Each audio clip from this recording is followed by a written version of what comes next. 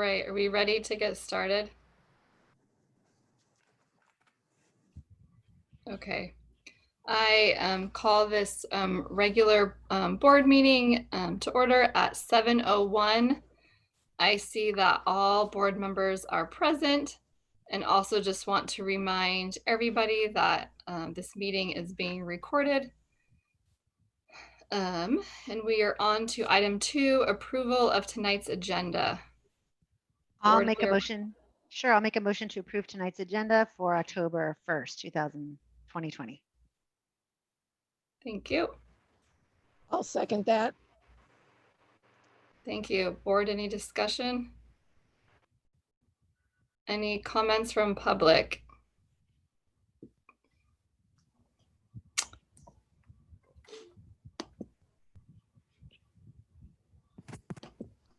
All right, not seeing any.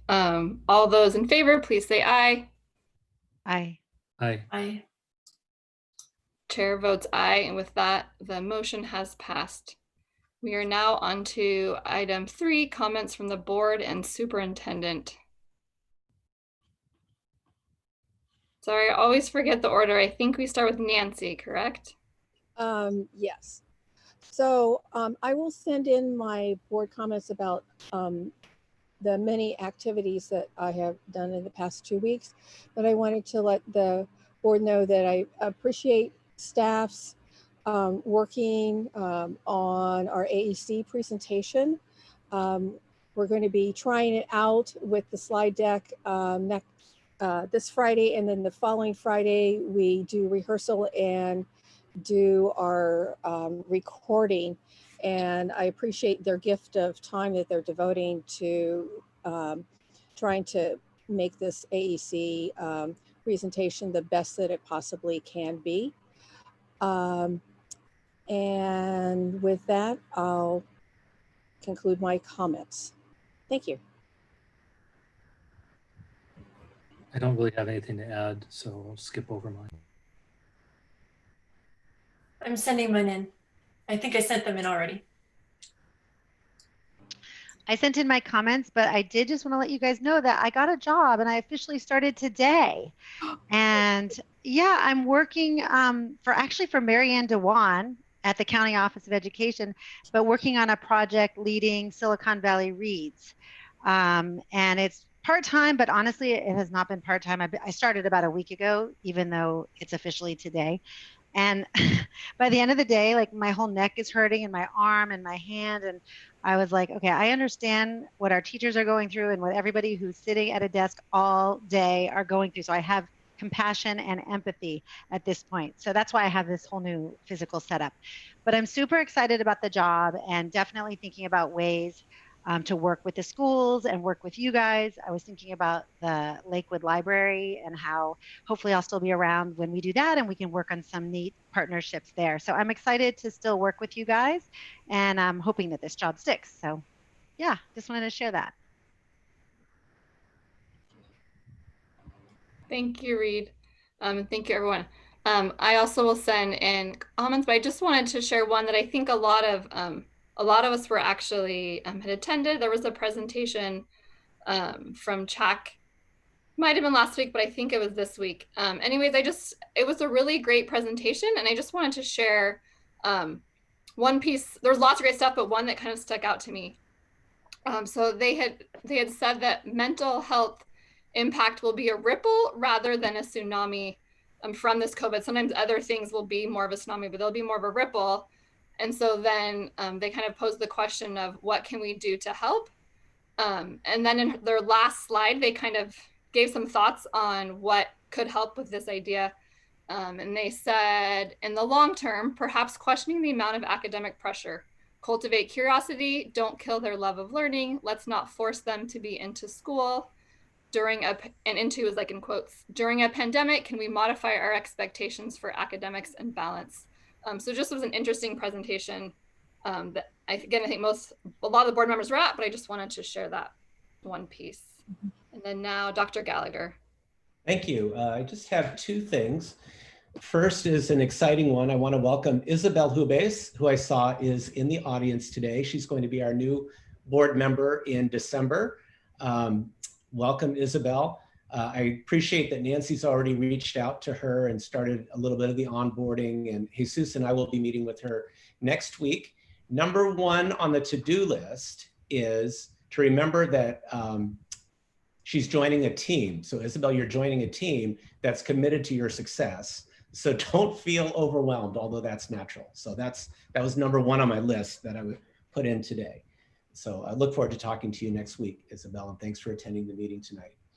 The second thing has to do with the Mandarin Immersion Program, and I know we haven't talked about it, and it isn't agendized here tonight, so we're not able to discuss it. But I can say that, as you might imagine, staff has not had really any opportunity at all to work on this initiative this fall. And frankly, we just don't anticipate there'll be any opportunity to do so, unfortunately, during this school year. So it's with regret that my suggestion or recommendation would be that this be postponed until the examination and the exploration and the planning until potentially next fall, hopefully if there's bandwidth to do that, for the potential implementation of the following fall. So board, if you, as I said, we can't really discuss that now. If you want to send me individual comments about that, or if you'd like to agendize it, that's something we could discuss, I suppose, agendizing that as a topic. So I can leave it there and you can let me know individually what your thoughts are about agendizing it. Okay. Thank you. Yep. Did you have more, or was that it? That's all I have. Those are my two. Thank you. All right, we are now on to item 4, comments from the Sunnyvale Education Association. If there is an official representative, if you could please use the raise hand feature now. Yes, and I do see Wendy Smith, so I'll go ahead and permit Welcome, to Wendy. talk. So Wendy, Right. Hello, I apologize if I'm a little choked up here. It's very smoky up here in the mountains today. So, but thank goodness it's not from our smoke. So we're getting through that. All right, good evening. My name is Wendy Smith, and as you know, I'm the president of the Sunnyvale Education Association. I just want to acknowledge tonight the great working relationship our teacher union continues to have with the district. The district has great leadership with Jeremy and Mary Beth in HR, and meeting weekly, we have been collaborating and working for the betterment of our employees, but even more so for the betterment of our students. Recently, I was in a meeting and I listened to many locals around us describe a more adversarial relationship with their district, and I found myself really having difficulty relating to that because we worked so hard to establish something that is so very different from that. So as we continue to hear all the talk and hullabaloo around people referring to as the reopening of schools, and if you could see me right now, you'd see I put quotes around the word reopening. I would be remiss not to point out that we are not reopening schools. Reopening implies that we have been closed. And you just need to pop into any Zoom meeting or any classroom Zoom meeting and see the incredible work that teachers are doing and realize that that has never been the case. So we look forward to continue to plan for the restart in-person teaching and not for the reopening of schools. So I hope you guys have a great evening and thank you for giving me this time.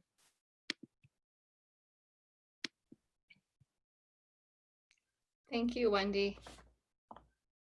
And thank you to all the teachers who are doing a fantastic job.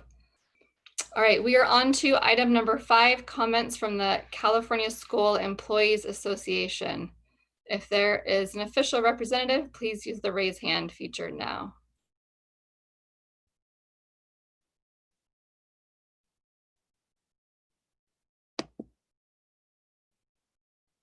Aaliyah, are you seeing anyone? not seeing anyone. All right, thank you.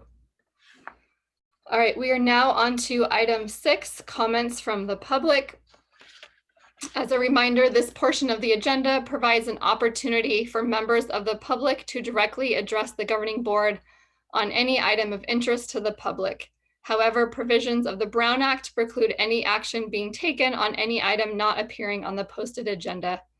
Time limits allocated to public testimony are 3 minutes per person and 20 minutes per topic. Speakers are asked to give their name and affiliation so that an accurate record is reflected in the minutes. As a reminder, try to speak slowly for the interpreters. As always, that's mostly a reminder for me. And then also, I forgot at the beginning to mention that we have interpretation. So if anyone is in need or would like the Spanish translation, there's kind of a global icon usually on the bottom that you can click on. So as a reminder for the public comments, this will be a time for public comment. Oh, there will be a time for public comment on agendized items later in the evening. So this portion of public comment is usually for items that are not on the agenda. So if there's anyone who would like to speak, if you could please use the raise hand feature now, and then I will turn the time over to Aaliyah to facilitate that.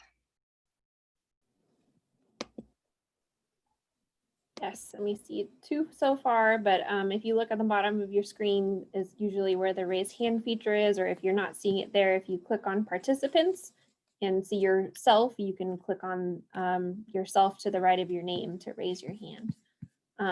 But now it looks like we're only seeing 1. So Francis Lee, if you want to go ahead and unmute yourself, you'll be able to speak. Hi, Aaliyah. Can you confirm you can hear me? I can, yes. Hello, Francis. Hi. Hi, my name is Francis Lee. I'm the health assistant for Cumberland and Vargas Elementary School for 5 years now. 2 points I would like to talk about are opening school campuses safely while in a pandemic and elementary school health assistance. I would like to know the timeline for COVID protocols and procedures. We have Bishop reopening Monday for small pods, yet we have not received any information on protocols and procedures. We were also wondering, will we be getting a list of student names to ensure that all health requirements are met in accordance to California health and safety codes? That being making sure students are immunized and also they have proof of a TB test since TB is high in Santa Clara County. Also, are students being required to practice social distancing and use PPE? Since we don't know the ages of the students, will child size PPE be provided for us to hand out? Now that we are trying to reopen safely while in a pandemic, will the district office be considering bringing on more health assistants?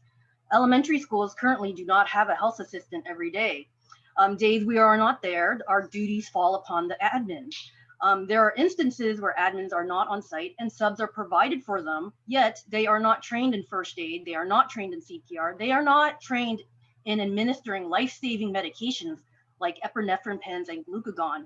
And I find it doubtful that they will be trained in new COVID protocols and procedures. When health assistants aren't able to come on their assigned days to elementary schools or middle schools, substitutes are not provided for us. Currently, admins and health assistants have been doing our best to ensure the safety and well-being of our students. However, in a pandemic, I'm not completely confident that we will be able to meet the standard without extra help. Middle schools have a health assistant every day, yet Cumberland, Cherry Chase, and Ellis Elementary schools have a higher school enrollment, student enrollment, than one of our middle schools. The district recognizes the growing number of student enrollment in those larger elementary schools and recently have approved a full-time learning resource specialist, otherwise known as a librarian, for those school sites. Every elementary school now is able to have an assistant principal and an instructional coach to meet the growing needs of 30 seconds left. In the past, health assistants were on site every day, but due to budget cuts, we now have alternating days. We are asking the district, will they be reconsidering reinstating a health assistant every day? Thank you so much. Thank you so much, Francis. Next up is Anton Sandberg. And because he has an older version of Zoom, I'm going to promote him to panelist so that he can speak. Where did he go? Anton, if you can go ahead and unmute yourself. There you are. Hi. My name is Oscar Sandberg. I'm a parent at Cherry Chase Elementary School, and this is Victoria. I was wondering if somebody from the school board can explain to her, because she keeps asking us, how come our neighbors' kids who are going to private school get to go to kindergarten? How come acquaintances who are in Palo Alto, Menlo Park get to go to kindergarten, but she will not get to go to kindergarten for another 3 or 4 months from everything I've heard. So somebody could help explain that to her, because we are struggling every morning as she cries for not getting to go to school. That's all. Thank you. Thank you, Anton.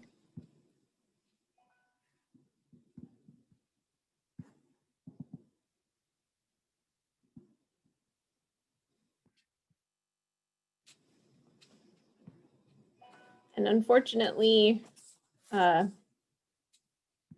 he can jump back on. But that's it for raised hands right now. Thank you, Aaliyah. All right, we are on now to item number 7, which is presentations. Well, actually, we're on to there's only one. So 7A, which is the report on the summer explorations and extended school year. Jonathan Watts, I believe, will start us off. Hi, yes, I will start you off. I'm also with Chin Chin and Juma and Arnav. The three of us will have varying parts in this presentation. Juma, you there too? Awesome. Okay, let me see. Let me go ahead and share my screen.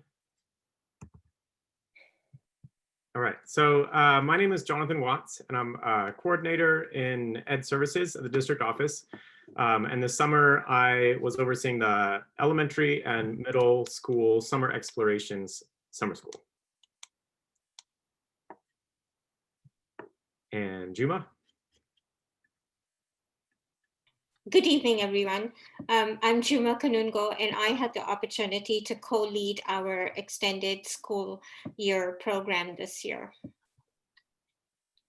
And good evening, everyone. My name is Chin Chin Chu, and I was the other administrator for extended school year. And Arnav, you might as well introduce yourself too. Yeah, for sure. I'm Arnav, and I was a Cherry Chase and Sunnyvale Middle School alum. And this summer, I worked with Mr. Watts to run a program with the elementary and middle schools. Great. Okay, so to start off, we just wanted to share, I know that you are aware of this, but maybe the public not as much. These are our guiding principles. And as a lot of you know, these are the 4 principles that guided our current reopening plans. They also guided our summer program planning as well. So throughout the presentation, we're going to talk about kind of the way that you see this and how this impacted what we did during the summer. We're also going to share some of the challenges that we faced and then how those lessons that we learned from those challenges are impacting the work that we're doing this school year. So to start off, a tale of 2 programs. So we're doing this is the first time I think that we kind of did it together like this. Typically it's like we do the summer explorations and then ESY.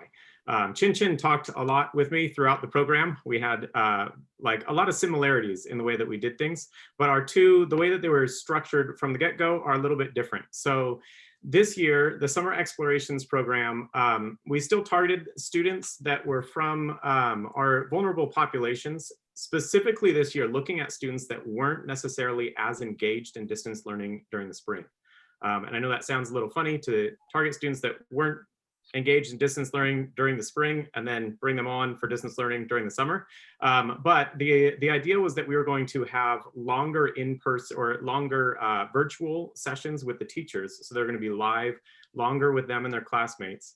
And we are also going to focus more narrowly on the math and ELA. So fewer subjects, more exploration of things that students would be into and interested in, and then also longer in-person time. The other big shift that we had though this year was we had a site-based model. So where typically we have students from all of the elementary schools and they feed into one and we house it at one campus. This time, because in Zoom, it's so hard to build these relationships and between student and teachers and students, we felt like the site-based model would at least bring some familiar faces and be a little bit easier to start off with. So what that means is, you know, students that were from Ellis were being taught by some Ellis teachers, students at Fairwood taught by Fairwood teachers. And the feedback we got on that was really good. I think it made a really big difference in connecting early on. Juma? So I'll talk a little bit about our eligibility for the extended school year program. It is a program that is really data-driven process, and it's based on the regression recoupment model.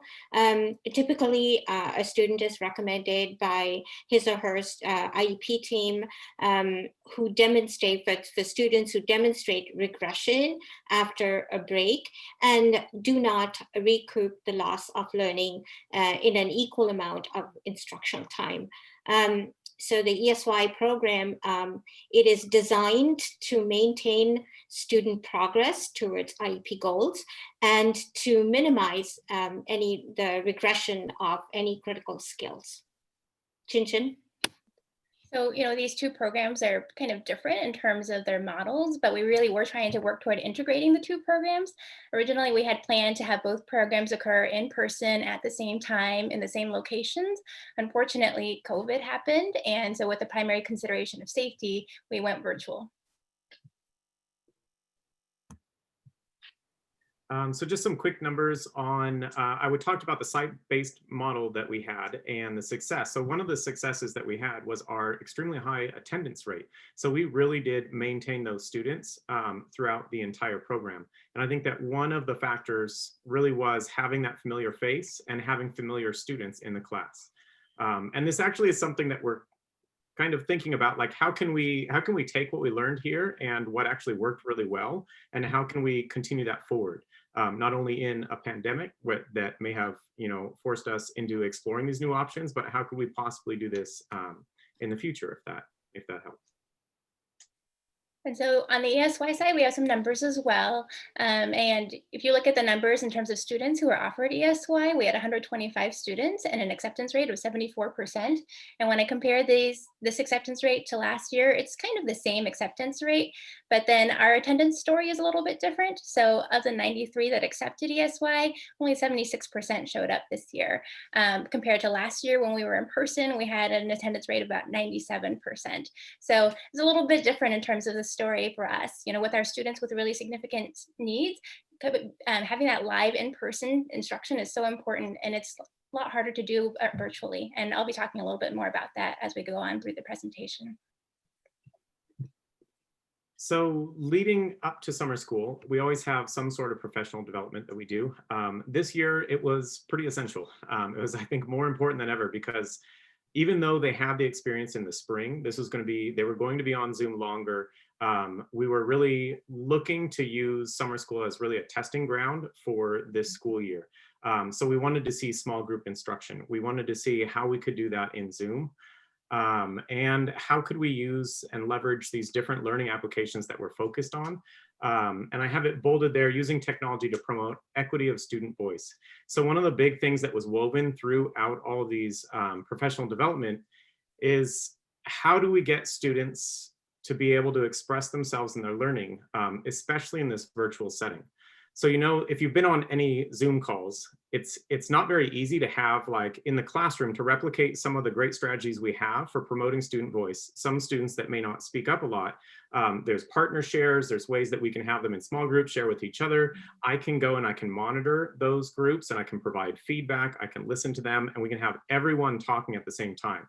On Zoom, it's pretty much a one-person show, a back and forth. And it's really difficult to kind of facilitate that same kind of discussion. So we were looking through both the content PD and then also the technology professional development we did, is how can we amplify these voices? How can we make sure that we're providing a setting where all the students are able to express themselves?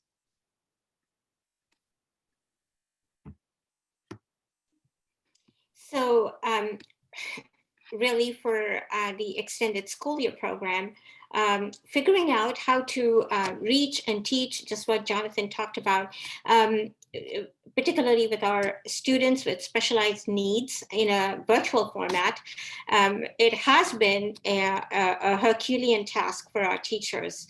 Like all staff, they had to learn many new platforms. And on top of that, they also had to learn how to virtually fit in all the structured supports. For example, the accommodations and modifications that many of our students with IEPs need in order to learn.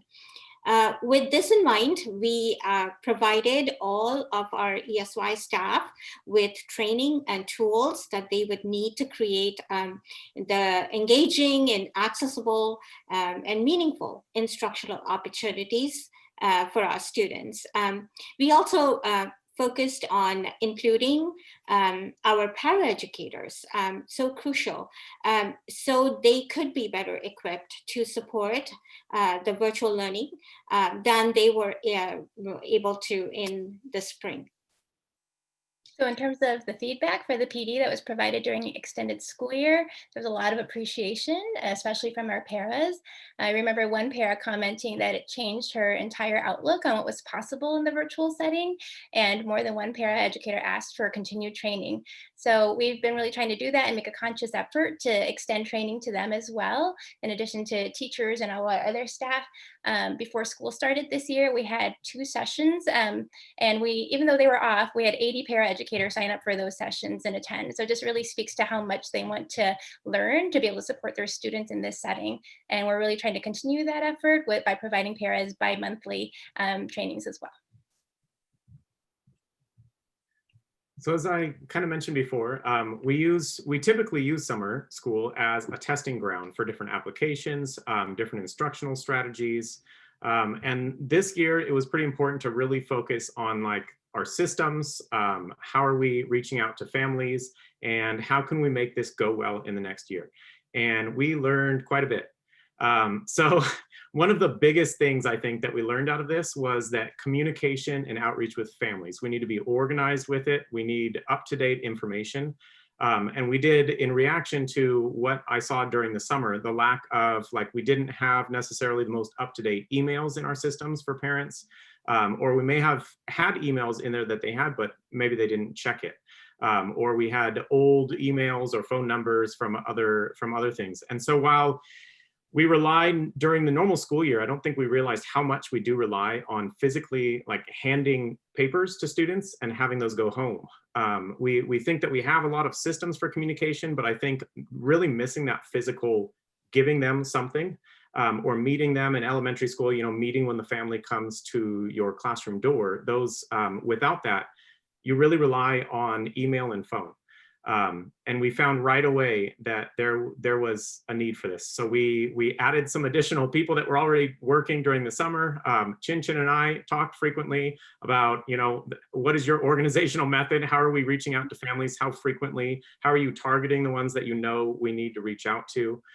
Because there's so many different issues that can happen in virtual, and being able to diagnose exactly what each family needs, whether it is technology or the internet, a hotspot, or whether or not they just didn't, the link didn't work, or maybe an account didn't work.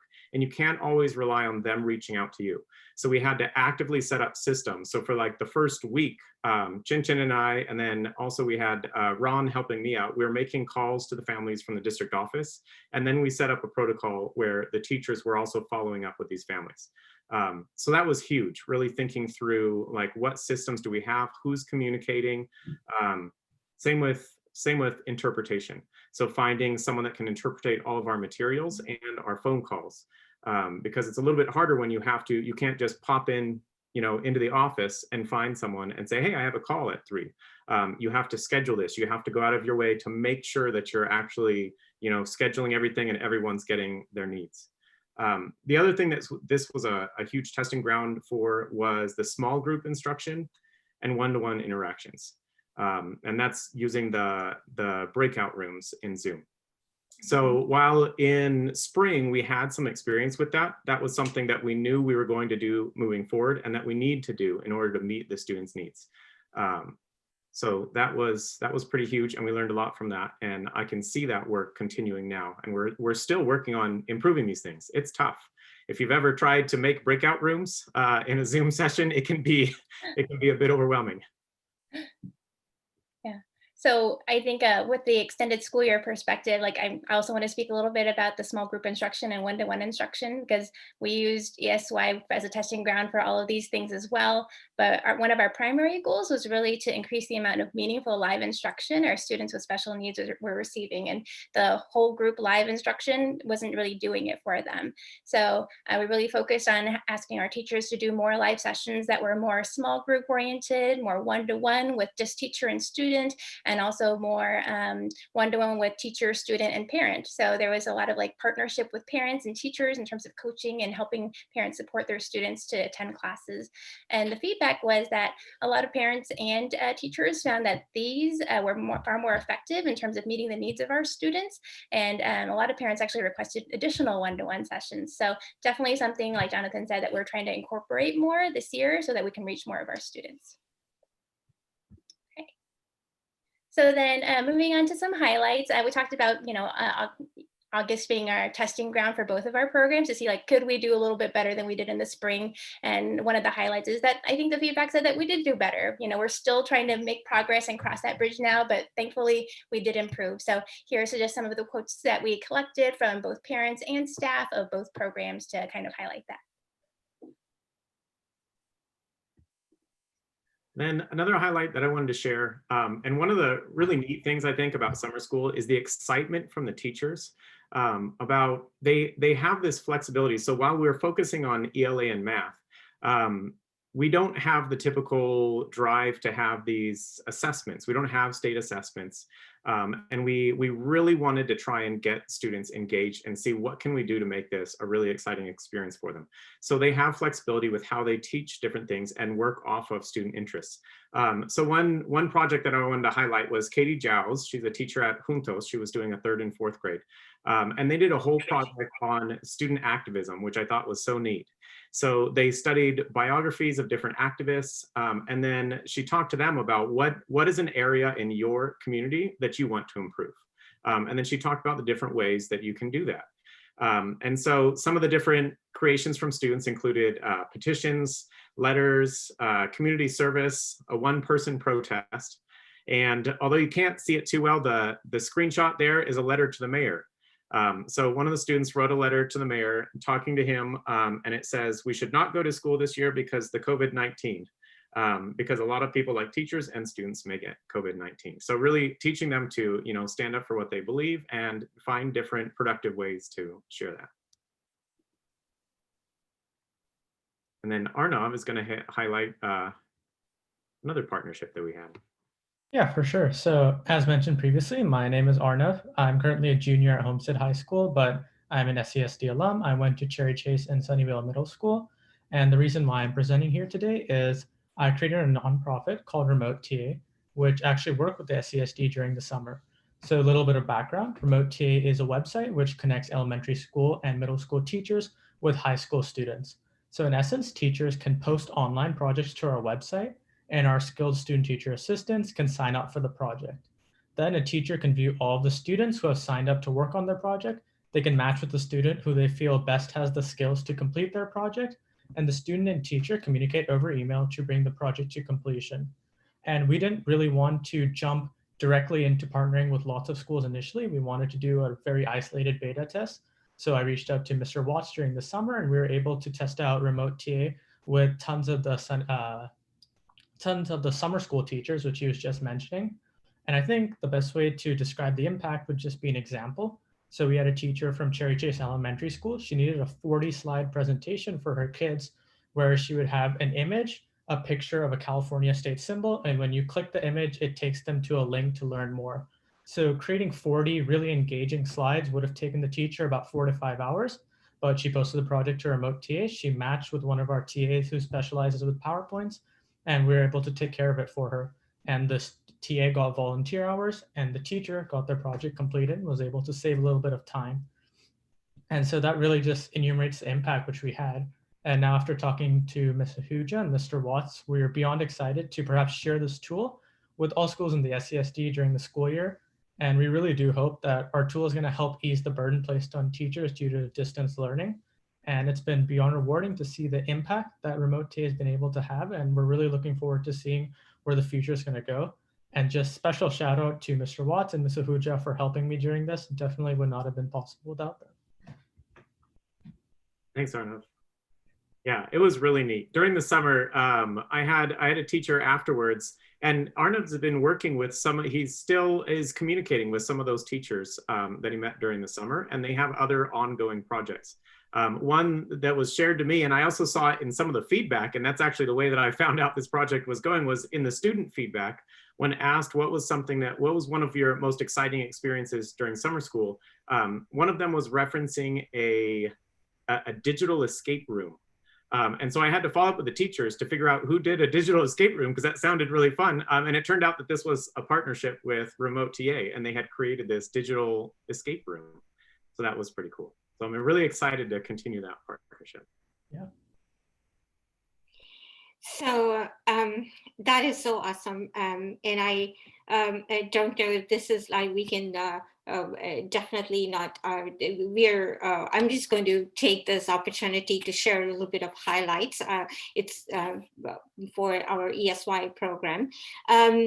So one of the highlights was definitely our virtual classroom visits. We had figured out during the planning process that it was really necessary and critical to support our teachers and staff with the virtual instruction. And some of the questions that actually came up for us were, what were some of the platforms and apps that were being used the most and worked well? And what were the specific challenges our students faced in accessing the virtual platform? And of course, how could we improve instructional strategies to optimize student learning? So what we did was our regular and frequent virtual classroom visits really was very, very informative. And our planned office hours were also very valuable in just so many ways, because we learned a lot about the unique challenges of our staff, families, and students. We were able to share some of our best practices. We could brainstorm solutions, and we provided some constructive feedback to the staff. We celebrated, that's the biggest thing of all, and we loved that. We celebrated our staff's successes, and through our weekly bulletins, we highlighted the innovative and creative lessons that they created. And this in turn really encouraged staff collaboration. And there was a lot of sharing of ideas between the staff, which was just wonderful. So we really found that these practices were some of the key contributors to improving the rigor and the continuity during virtual ESY. And we are currently continuing to implement what we learned about the virtual teaching and learning process. And we are also continuing to refine our practices this year. Jonathan, next slide, please. Okay, so I'll talk a little bit about some of the other highlights that we had. And this was in the area of social emotional learning. And this has been an area that is a focus and has been a focus in Sunnyvale. And this year, it's even more of a priority for all of our stakeholder groups. Consequently, we also engaged in the social emotional part of our learning and building connections with our staff and our students. We encouraged and enhanced the connections by creating a virtual sense of community through our bi-weekly cohort check-ins and the weekly staff bulletin. That was really a great communication tool for us. Our staff were encouraged to make the instruction rigorous, but we also wanted it to be fun for the kids. So we implemented 2 dual themes of Around the World in 19 Days and Know My Name, Face, and Story. So with these themes, the teachers plan lessons around them. They plan virtual field trips, and most importantly, around our students' stories and interests. Our staff also had the opportunity to actually dig into the theme themselves during our cohort check-ins, and where they shared their travel journeys that shaped their lives. And they also had the opportunity to share their successes and some of their challenges. For our students, for almost all of our students, parents really played a critical role as an extension of our teachers in providing support during synchronous learning. Both parents and teachers recognized that this partnership and reciprocity was invaluable in contributing to student learning during this time. And this school year, we again continue to build and strengthen those partnerships with parents and families. Okay. So now we're going to talk about a couple of the challenges. So I've organized these in two different slides.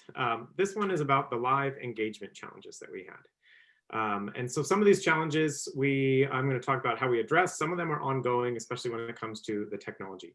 So some of the challenges that we had, we didn't anticipate that students might be during the summer because of different environments and where they are. They may be joining into Zoom from different environments. So we had students that occasionally would Zoom in from, like the grocery store in the cereal aisle, or in a car ride as they're going somewhere else. And we definitely understand that'll happen. There's times where you may not have someone that can watch the student, so that's the best that they can do, and we can work with that.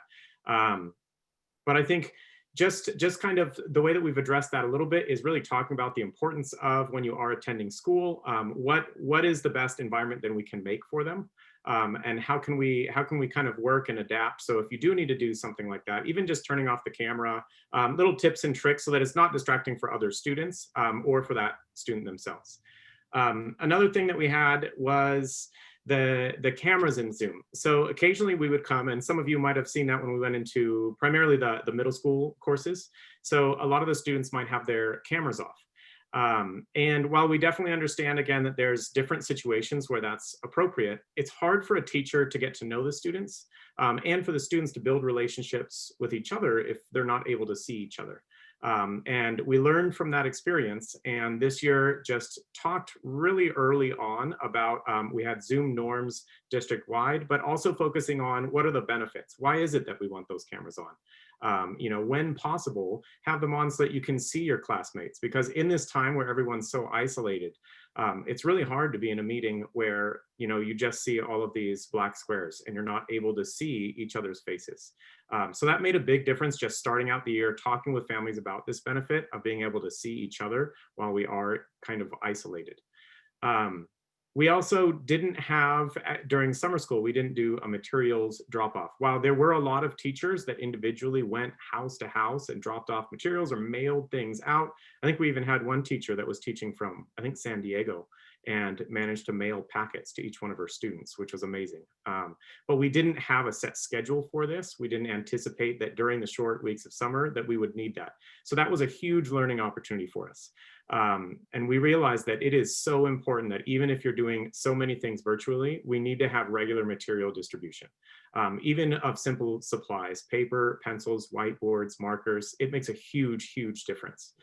And so we learned a lot out of that experience. And the other challenges that we had were with technology. So this ranges from some of these things we've really improved a lot, other ones are a little bit out of our control, and some we're still working on. So there were some of the issues were with student accounts. There's so many, even though we've limited the number of programs that we're really using as our primary learning applications, there's still so many things that can go wrong. If you've ever been in the classroom and tried to get a bunch of students logged in at once, even in person, it's very time consuming, and there's so many little intricacies that can go wrong, entering wrong keys or having the website wrong. And then when this amplifies, when students are at home, all on possibly different devices. Some are updated, some aren't. There's just so many different things that, that can happen with that. And in addition to this, I think one of the big things that we noticed was the administrator time that was spent in resolving a lot of these tech issues. So while our IT support is fantastic, they have in the past primarily focused more on hardware. But I think that in this situation where everything that we're relying on is technology, we're seeing that there's actually a greater need probably for application support and software support. Because in the physical classroom, when you're using technology, if it doesn't work, the teacher can put that aside. And then they can do a paper pencil equivalent or use the whiteboard. They adapt because the students are right there and they can find other things to do.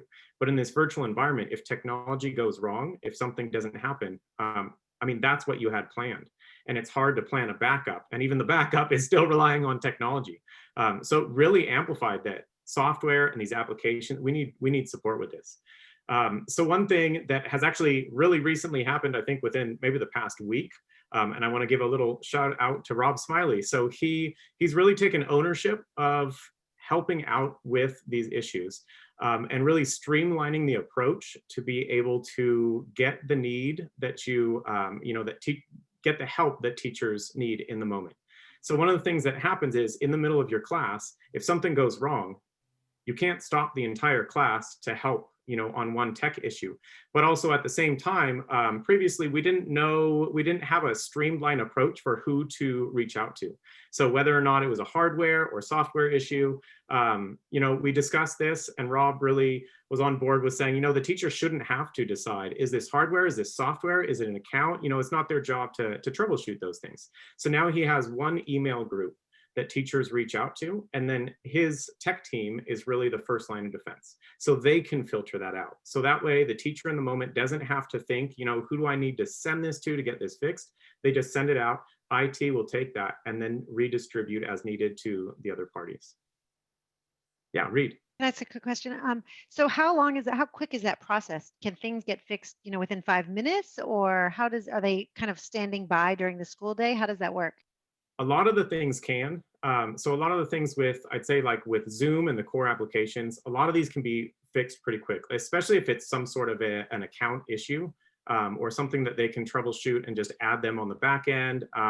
So a lot of those are fixed in the moment, but there's still other ones that like we had an issue with one of our learning applications that it ended up not being on our end. So they made a glitch on their side, the way that they set up our accounts, and it deactivated a bunch of things. So it really depends on what the issue is. And this also was this new protocol of just this one streamlined, you're going to email here and then filter out.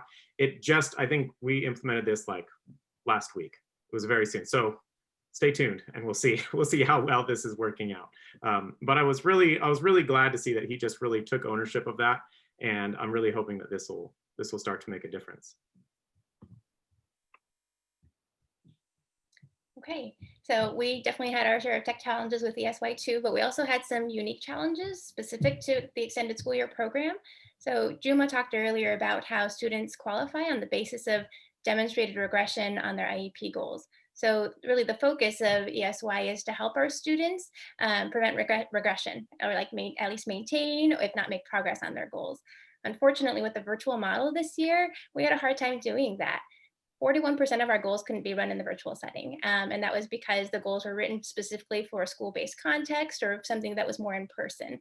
So some examples of goals like that include like recess goals or peer-to-peer goals that involve sharing a toy, things like that. So in addressing these challenges, our staff have tried to be really flexible and creative, trying to adapt goals. So if it's like a recess or play goal, trying to kind of contrive a similar, parallel within the virtual setting where we still work on play.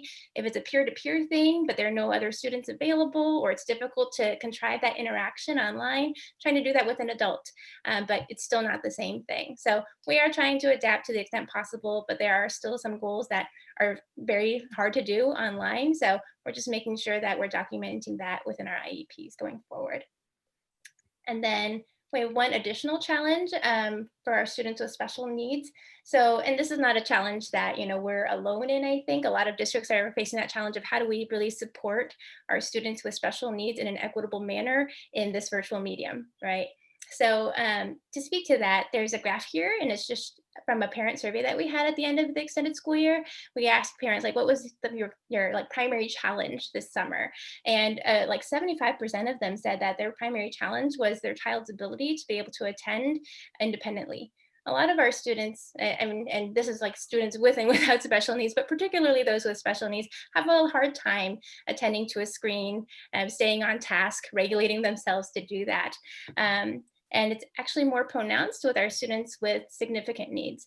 And when I talk about this group of students, I am talking about kiddos who might be nonverbal, have very little to no language, might need help with self-help skills or are learning those skills.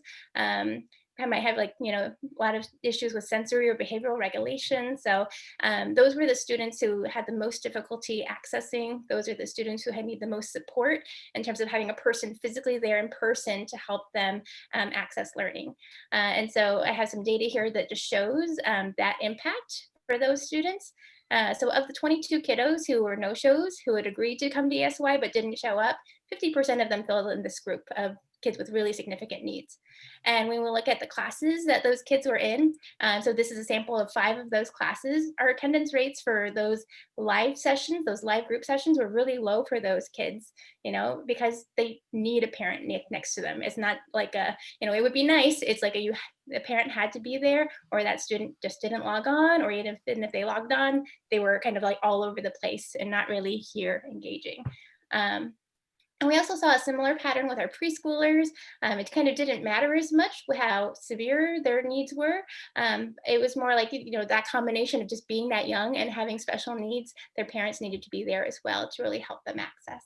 So in terms of like addressing these challenges, definitely we've been working really hard to try to up our virtual game, you know, doing more small group lessons, doing more one-to-one times, doing more times with one-to-one with our students and our parents, trying to be really creative with the different kinds of virtual Google Slides and programs that we're using, sending home like kits and things like that.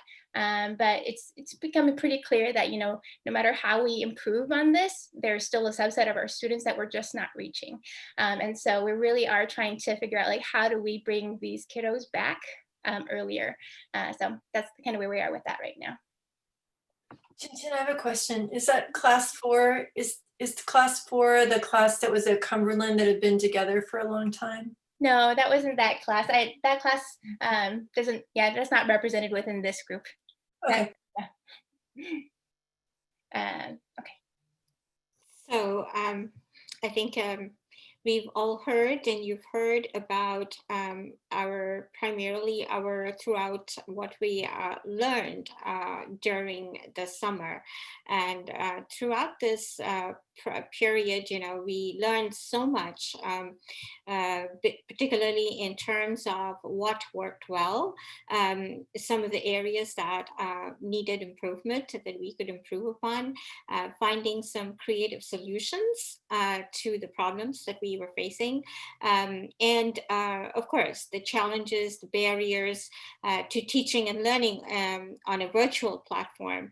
And this really helped us immensely to identify even some of the challenges that were unique to each program, staff, students, and families. So Jonathan, over to you. Yeah, so I think just a parting thought. I'm really trying to focus on, like, what is it that we're learning out of this, but what can we also bring forward? So when we come back in person, you know, some of these issues that were amplified, they were there already, like the technology things. But you know, teachers just putting aside the technology because it didn't work in person, we may not have known that there were those issues. So being able to now address those, and when we find solutions or we find things that work really well, I think we really have to kind of hang on to that and say, how can we use what we've learned and what we've improved in the situation moving forward? I even think board meetings. I mean, we've never had so many people attend board meetings. The access to what we've done, we were forced in this scenario but out of it, we came out with something that I think has given, access to a lot more people. So yeah, definitely a lot of challenges, but like Jonathan's kind of alluding to, like there's just a lot of opportunities for us right now too, to create the kind of programming that all of our students deserve. So, it all continues to be a work in progress, and that's kind of signified here by our rainbow wheel. If you're familiar with it, that's the wheel that pops up on your computer when it's like working really, really hard and trying to do what you want it to do. So I feel like that's kind of where we are, that rainbow wheel. We're slowly getting there, and we're slowly making our way across that bridge. Thank you.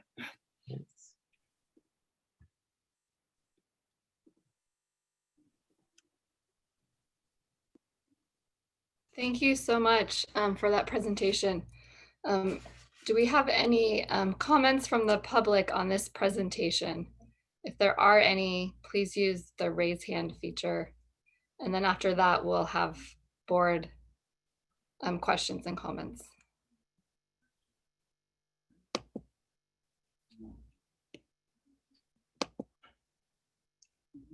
Aaliyah, are you seeing any? I am not. Okay. We'll wait just a moment longer.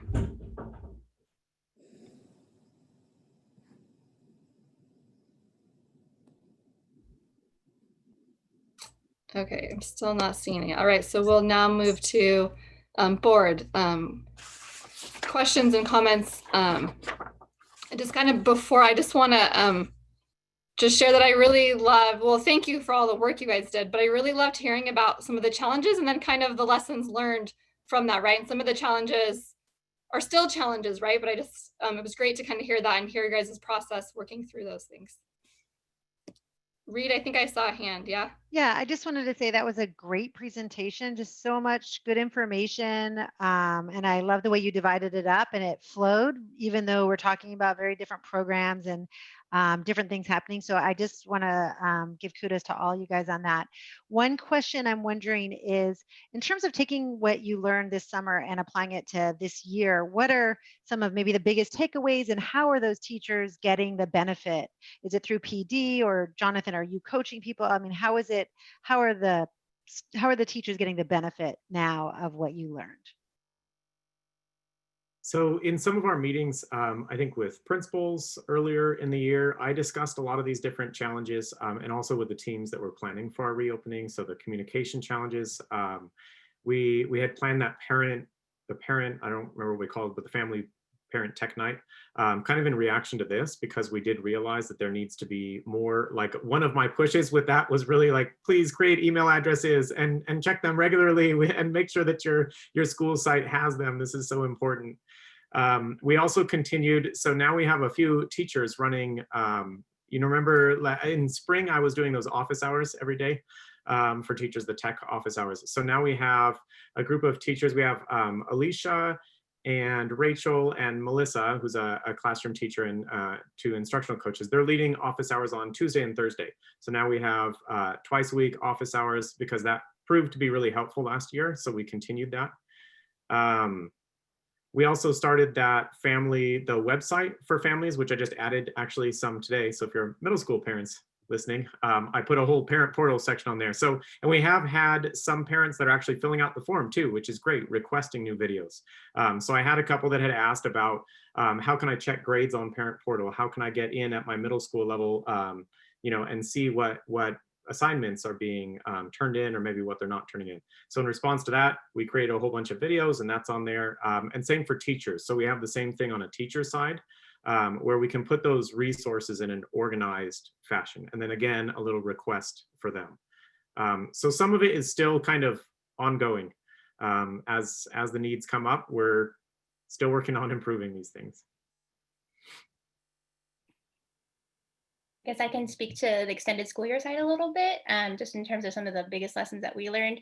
I think one thing that was really helpful was we discovered some programs that are just, I guess, more accessible by some of our students. Like we discovered boom cards, we explored it as a lot of our teachers and our related services staff explored it, and they really loved it, loved how accessible it was for our students, how it kind of just has a self-checking sort of thing. So students get automatic feedback as to whether they're correct on identifying. Can you explain what a boom card does?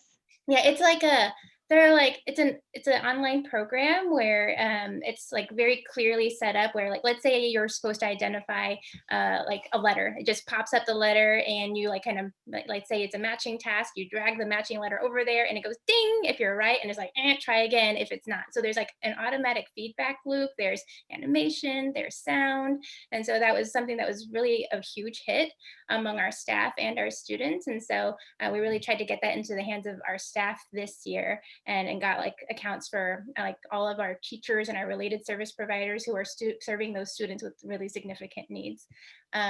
Another thing that we took away from it was just like the whole do more small groups, do more one-to-one. So when the general schedules came out, Joomla was awesome about adapting it and saying like, okay, here's where you can be flexible and maybe do small group or one-to-one, so that, you know, we're not forcing all our students with special needs to like be in whole group live instruction for 2 hours. You know, they would be gone after 15 minutes. And then I think another thing that we discovered that was really valuable was the whole PD piece, especially for supporting our para-educators.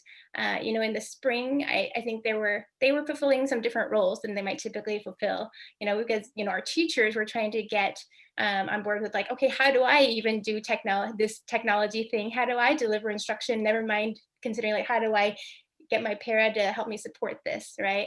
So they were doing things that were still like definitely helpful, doing interpretation, making materials, things like that, but supporting virtual instruction, not as much. So we really wanted to give them the tools to be able to be that support for our teachers this year, to be able to, you know, run a small group in a breakout or to do a one-to-one with a session so that the teacher's not that main person carrying that burden, and we can hopefully meet more of the needs of more of our students. So we're really trying to give them the skills to do that, and hopefully that's helping out our teachers.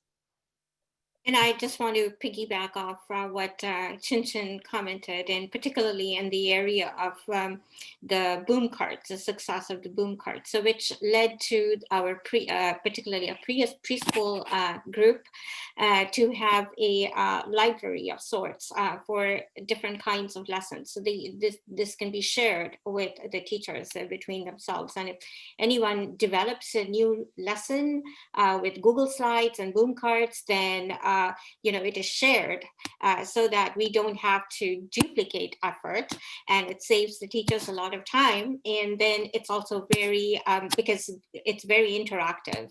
So that's what is great about that. And then the second thing I really want to say that what we are particularly focused and continuing to do is, again, reach out to the families and support the families, because it's just the caring part. We realize that in this pandemic situation, it's really it's all about the connections, and connections cannot be built without the caring. So we are continually trying to support parents, guide them with how they can facilitate the students during the sessions, particularly in our one-to-one sessions. We are trying to coach them in the moment so that they are equally able and feel pretty confident about supporting their child. May I add one more thing to what we've learned? I think the biggest compliment about not calling it out is that now it's become part of our practice, but I do want to still call it out and say that our narrowing of the tech tools for the 3 specific purposes of classroom management, interactive teaching, and family communication, honing in all the tech tools that we use and using summer school as an opportunity to see whether it really worked and was enough, I think was a huge deal, because now we don't have this vast array of things that we are scrambling for. We know exactly what to use and for what purpose. I just wanted to make sure I added that in to everything else that was said. Thank you. Bridget, do you have? Go ahead. Okay, so you know, one thing I heard a couple of people talked about is the family connections and the shared responsibility of teaching with the families. And you know, Jonathan, you mentioned it as far as like really encouraging people to have the tools that they need and the setup to set the child up for success. And Chin Chin and, you know, Jimmy, you've talked about having the parents involved, but I feel like, you know, in talking to the teachers who were teaching this summer, there was the other thing that I heard from them was just how exhausting it was. And maybe it's because they were the pioneers and they were testing everything and writing everything the first time before it got narrowed or as you were narrowing it. But I really want to say, like, I do love the idea of shared lesson libraries. I think some other districts, I think Cupertino was developing that, like at the, maybe some of our coaches are working on that. I know at each site people are working on that. But I think that, you know, Jonathan, you said that I was going to bring it up later in the COVID-19 thing, but you said that site is going to be to support teachers. We have a teacher site, and then we also have a family site. No, the tech support would be for the teachers. Both. So I have a teacher tech support, and then I have a family tech support. So it has different tutorials for the different apps that we have. And they're separate because the teacher side of the apps often looks different. And in the past, we've a lot of times just made the tutorials for the teachers because it's their view, and they're able to help the students in the classroom. But the students and families at home, this way they can see, like, what does it look like in Google Classroom from the student view, or what does it look like checking grades from the student view. So has that been updated so that it includes like both iPads and Chromebooks? Like, is that going to be added to, or is that more of a static thing? It is updated. Yeah, so like today, I just updated the family side, and I just put in a PowerSchool one that has 6 different videos about checking grades, checking assignments, checking your standard scores, how to look for missing assignments, how to log in. Are they your videos, or are they like the other people videos? Oh no, your videos are really good. I powered those all out today. Awesome. Okay. Yeah. Okay. So on the teacher side, same thing. So like the teacher side, we had a request for Go Guardian, but I needed a teacher to make it. So because I don't have an account where I could actually show you much about that. So one of our teachers at Vargas, Danny G, he had created a video and sent it to me. And it takes a little bit of time processing it because I also go and blur out any student names, student IDs, even on the teacher view where it's only teachers viewing it. And that takes a lot of time to be able to edit, especially if they're scrolling a lot, because then I have to keep blur. But it's an ongoing thing. And so I know that there is a need to have both the iPad view and the Chromebook view. Like ideally, we would have a video on any device that you could have. The capacity and reality to be able to do those for everything, it's difficult. It's definitely pretty time consuming. But we have a team that is doing that. So the same ones that are running those office hours, what I did was I connected on the family side, that Google form that they fill out where they request and say, I'm having trouble in PowerSchool. Can you create a video all about entering grades or checking my grades in PowerSchool? When they fill that form out, it goes to the 4 of us. And then we normally just jump on, and whoever, because sometimes we have the videos, they'll say, oh, someone at my site created that. Let me find it and share it with you. And then I'll edit it, clean it up, and then put it in there. And then on the teacher side, the same thing with like the last grade level meeting that we had gotten together, the 3rd grade team got together. And one of the things that came out of that meeting organically kind of was they started sharing all these different resources. Like Wendy was sharing a whole bunch of things that she had made. And the other teachers were like, yes, I was about to do that. I think that's fantastic that you already did it. We need to share this. So in that moment, we created a shared team drive for the 3rd grade. And then we started talking about like, what resources do you need right now? So one of them was the new curriculum Fontes Pinel classroom, these interactive read alouds. They needed to put them, they wanted them in slides or a way that was easier to present with students, but also where they could put in like discussion questions and stuff. So like Teresa Ballin at Bishop had already created a ton of these. Her team had already created all of them. So we dumped those into that shared drive. Out of that meeting, we ended up with a resource for that grade level with folders for each one of these things. And I've seen people continue to contribute to it. Christina Ballantyne also created in the beginning of the year Google Classrooms for each grade level so that all the essential information can be posted in there. So like we just recently updated an assessment calendar, and we're adjusting and giving teachers some more time to enter data and things like that. So I put it in the Google Classroom because all of those teachers in that grade level are connected. So when I add new material and say, hey, here's some updated, this is the updated assessment calendar as of this date, it pings them all with an email and says, Jonathan Watts added information in there. So we're getting better. We still have more, I think, to do. And I hear what you're saying. Like, it would be amazing if we did have any curriculum, any, you know, every subject area you're looking for, to have this really, really robust shared resources across the grade level. And I feel like we're making some progress there, but we still do have some room to. I'm just worried, you know, I just remember how hard, I mean, I know everyone's working really hard right now, but I just, like, I know the exhaustion level is there. You know, you just worry about burnout. Yeah, yeah. Just wanted, speaking of burnout, wanted to remind everyone to try to speak slowly for our interpreters. Right. Thank you. I tend to speak fast. I feel like Chin Chin does too. Thanks, Aaliyah.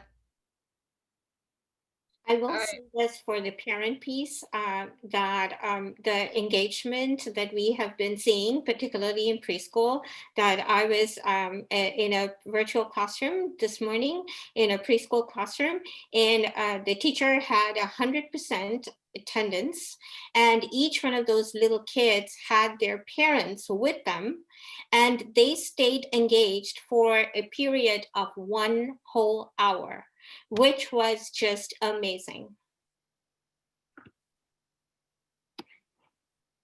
For sharing that.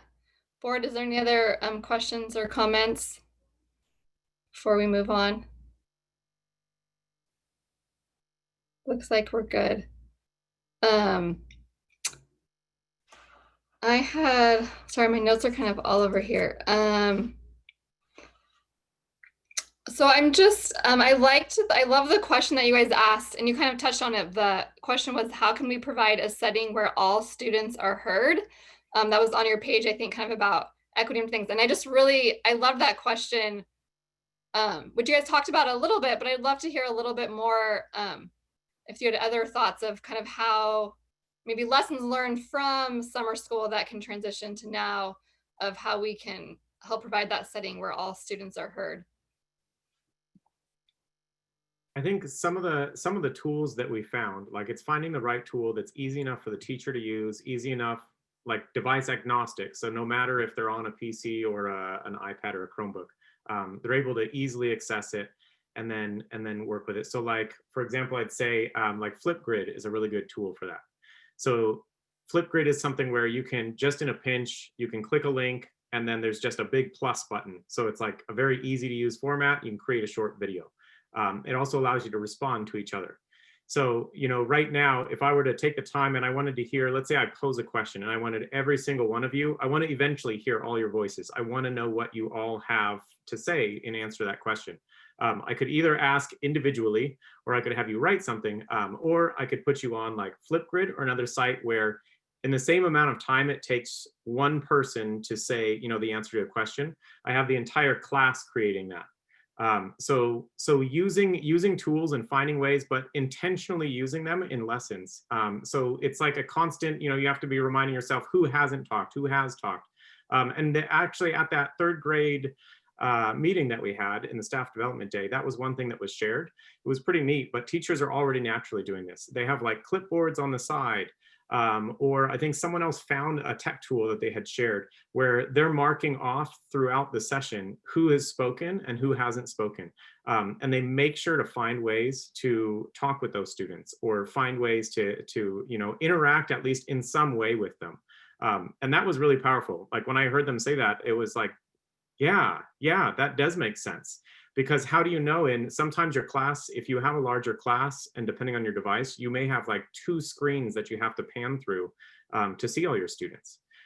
So they found different ways to kind of track who's been speaking, who do I need to check in with, maybe who hasn't had this opportunity. And then I think just continually, like through our professional development, enforcing ways with teachers, showing them different ways that they can have students share and speak throughout every lesson. Great, thank you. And then I feel bad, I don't remember the high school kid's name. Was it Arnav? Arnav, uh-huh. So if you could just pass along, I think probably all of us board were blown away with like what he came up with, and that was just amazing. So please pass that along, that we appreciate what he's doing and appreciate that he's giving back to and supporting our district. I think that is fantastic. I definitely will. Yeah, last meeting, he actually said that he's started to expand a little wider, and he actually has people in different states. He's connected with different kind of student leaders, and he's expanded this out to different states, which is now he just needs to monetize it. Yeah. Well, he's already set. instituted as a nonprofit. Well, thank you so much to all of you, and then all of the other staff and teachers who were a part of making this summer school program a success. Thank you, guys. Thanks. All right, we are now on to a review and discussion. Do we need to, board, do we want to do a break now? Are we good kind of getting through review and discussion and then doing a break after that? Does that work if we go through review and discussion and then do break? Okay. That's so how we will move forward then. Okay, so we are now on to review and discussion. We have kind of two items in here, but one's more. So one is the equity reflections, and then the other is the COVID-19 updates, and we have several items under there. So for tonight's meeting, we're going to be taking any public comments for any of the review and discussion items right now. As a reminder, there's going to be no actions or decisions made on any of these items. And most of it, the equity reflections is just a short discussion. And then the COVID-19 updates is really more of updates than discussion tonight. So if there are any public comments on any of the review and discussions, that would be the equity reflections and then the COVID-19 updates. So the shelter care, we have on here learning pods, but we've changed the name. I can't remember exactly, but so if there are any public comments on any of those items, please use the raise hand feature now.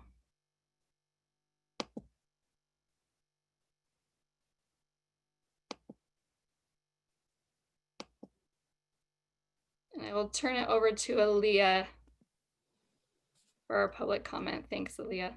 You're welcome. It looks like we have two, and Miss Kala is up first, and Miss Michelle Hostetler is second. Miss Kala, if you want to go ahead and unmute yourself. Hi, yes, thank you for taking my comment. Well, it's also kind of a question. I'd like to know, well, first of all, I'd like to thank John Watts and team for the resources that they've thrown together for us. And as a teacher, I know that I've certainly leveraged all of their hard work, and I can't thank them enough. I do, however, don't know if this is the time to be celebrating wins. I haven't seen boots on the ground to help me as a teacher of 30 students in virtual school try to take advantage of these things. And I just feel so inundated and overwhelmed and just tired all the time. Anyway, I just had to share that comment and ask if there is a plan to bring some of this to sites. Thank you. I yield the rest of my time. Thank you, Miss Kala. And then it's Miss Michelle Hostetler. Oh, there we go. Can you hear me? Yes. Wonderful. Hi, this is Michelle Hostetler, fourth grade teacher at San Miguel Elementary School in the neighborhood program. Thank you so much for listening to me this evening. I have 2 points I want to make for you to consider during the COVID update portion on this section of the meeting. First and foremost, I wanted to share with you some interactions I've had with the families of my 27 fourth grade students at both back to school night and then this week during parent teacher conferences. Overwhelmingly, I keep getting asked about the schedule to return to in-person school. And I have encouraged those parents to attend both this board meeting and last board meeting. I know I have parents that are listening to it right now. And what I wanted to comment on specifically about this is that there is a complete split in terms of parents who want their children to come back and parents who are absolutely not ready for their children to come back. And I know that over the summer, there was a lot of discussion about checking with the parents and putting out a survey and honoring and having 3 programs, the independent study, the virtual school, and then the in-person. And so I just encourage you to continue to consider that as we move forward with the plan to move into in-person school. Secondly, I wanted to thank you for all of the prior discussions that I've listened to at board meetings about the disparity of cases between the north side and the south side of Sunnyvale. As you know, San Miguel Elementary School's neighborhood is in that portion of Sunnyvale that has the highest numbers of cases for Sunnyvale. And I'm absolutely positive that that is a contributing factor to the parents that I've spoken to in the last couple of weeks for my students in their desire to return to school or their desire not to return to school. Thank you so much. I yield the rest of my time. Thank you so much. That is it at the moment. All right, I have just a quick follow-up for the first one. She was saying bring some of this to the sites, and I wasn't quite understanding what this is. So I don't know if she's still on, is willing to kind of articulate what she was meaning so I could understand better.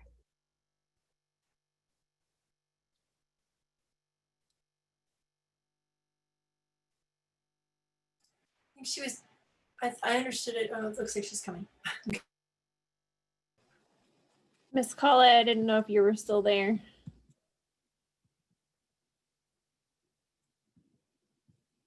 Hi, yes, I'm here. No, thanks. Sorry about that if I had my hand up. Oh, no. President Maginot had just asked for clarification on what you meant by bringing it to the sites. Oh, I'm so sorry. I was texting with my colleagues. Okay. It's a little bit nerve-wracking when you address the board. Understandable. Thank you. No, thank you for the question. I do want to just really quickly stress how much I admire John Watts and his team, Christina Ballantyne and her team, for how hard they worked alongside us all summer prepping for this. I was not by any means meant to undermine their work. Yes, so I love the extended school year model and a lot of the successes that I'm hearing from it, but I'm also loving a lot of what I see going well in the special education realm.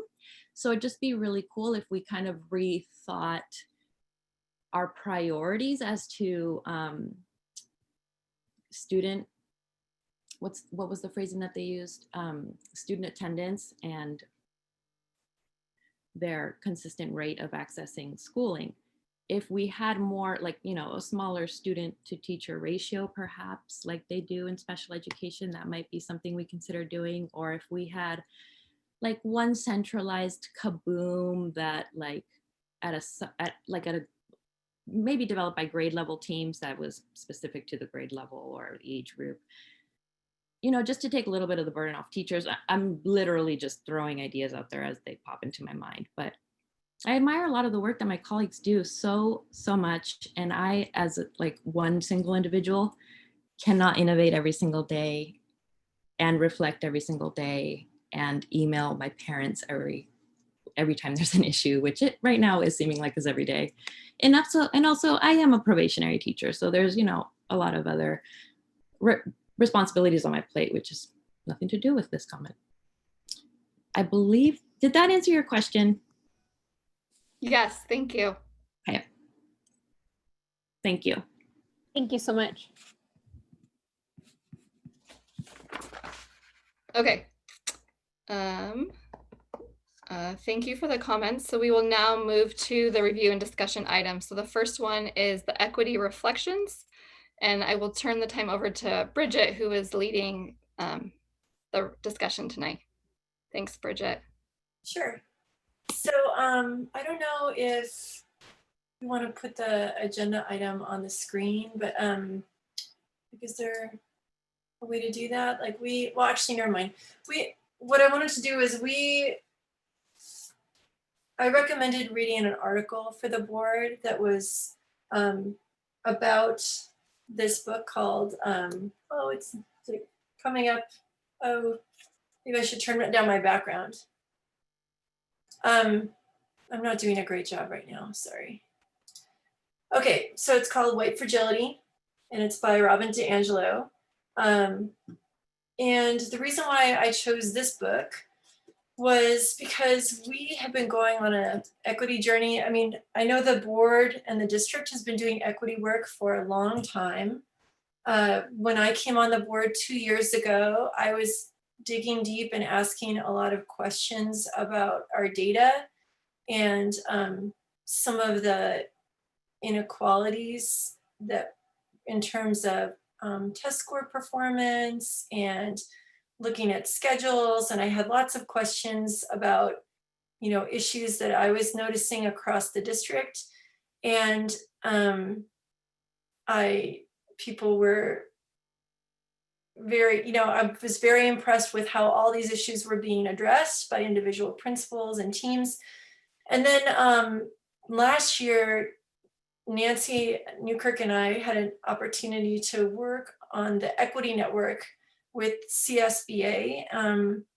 And as a board, we came up with the equity statement and equity policy. So we just had our last meeting over the summer that we had about this, or maybe it was in the spring. We talked about how challenging this work would be going forward, putting together an equity team, because all of the, that there would be a resistance even. And when I thought about it, I thought, oh, well, it'd be a resistance of maybe of the public or of people who weren't doing the equity work. And in reading this book in particular, and in reading, other books that I've read since then, it's clear that there's resistance from the system and even from people who are doing equity work. So I wanted to show a quick video, and then just much like Reed's last time where she had the Tale of $2 video, and just kind of do a board touch point for where we are.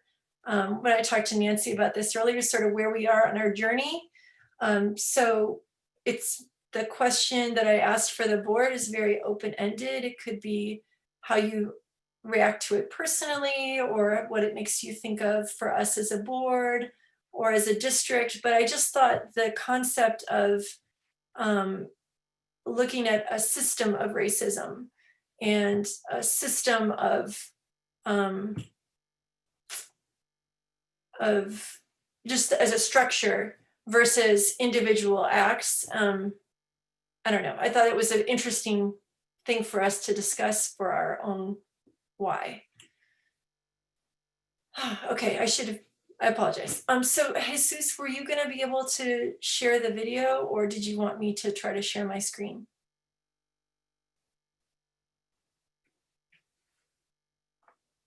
Okay.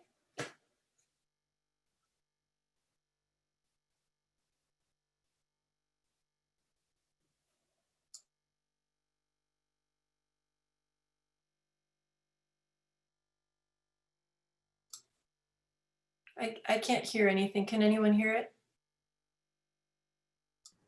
No, I can't either.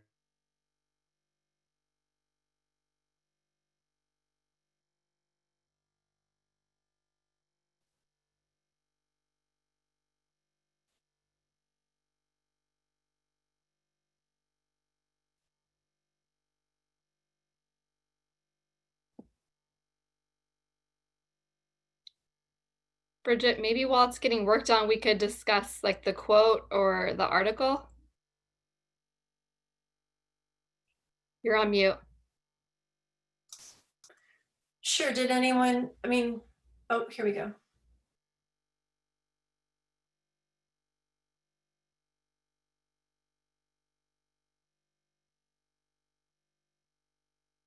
Looks like there's still no sound.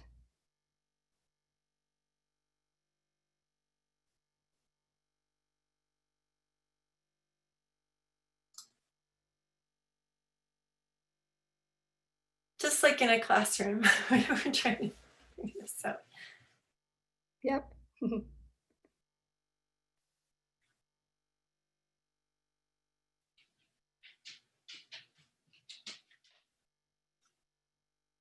I don't know why we can't.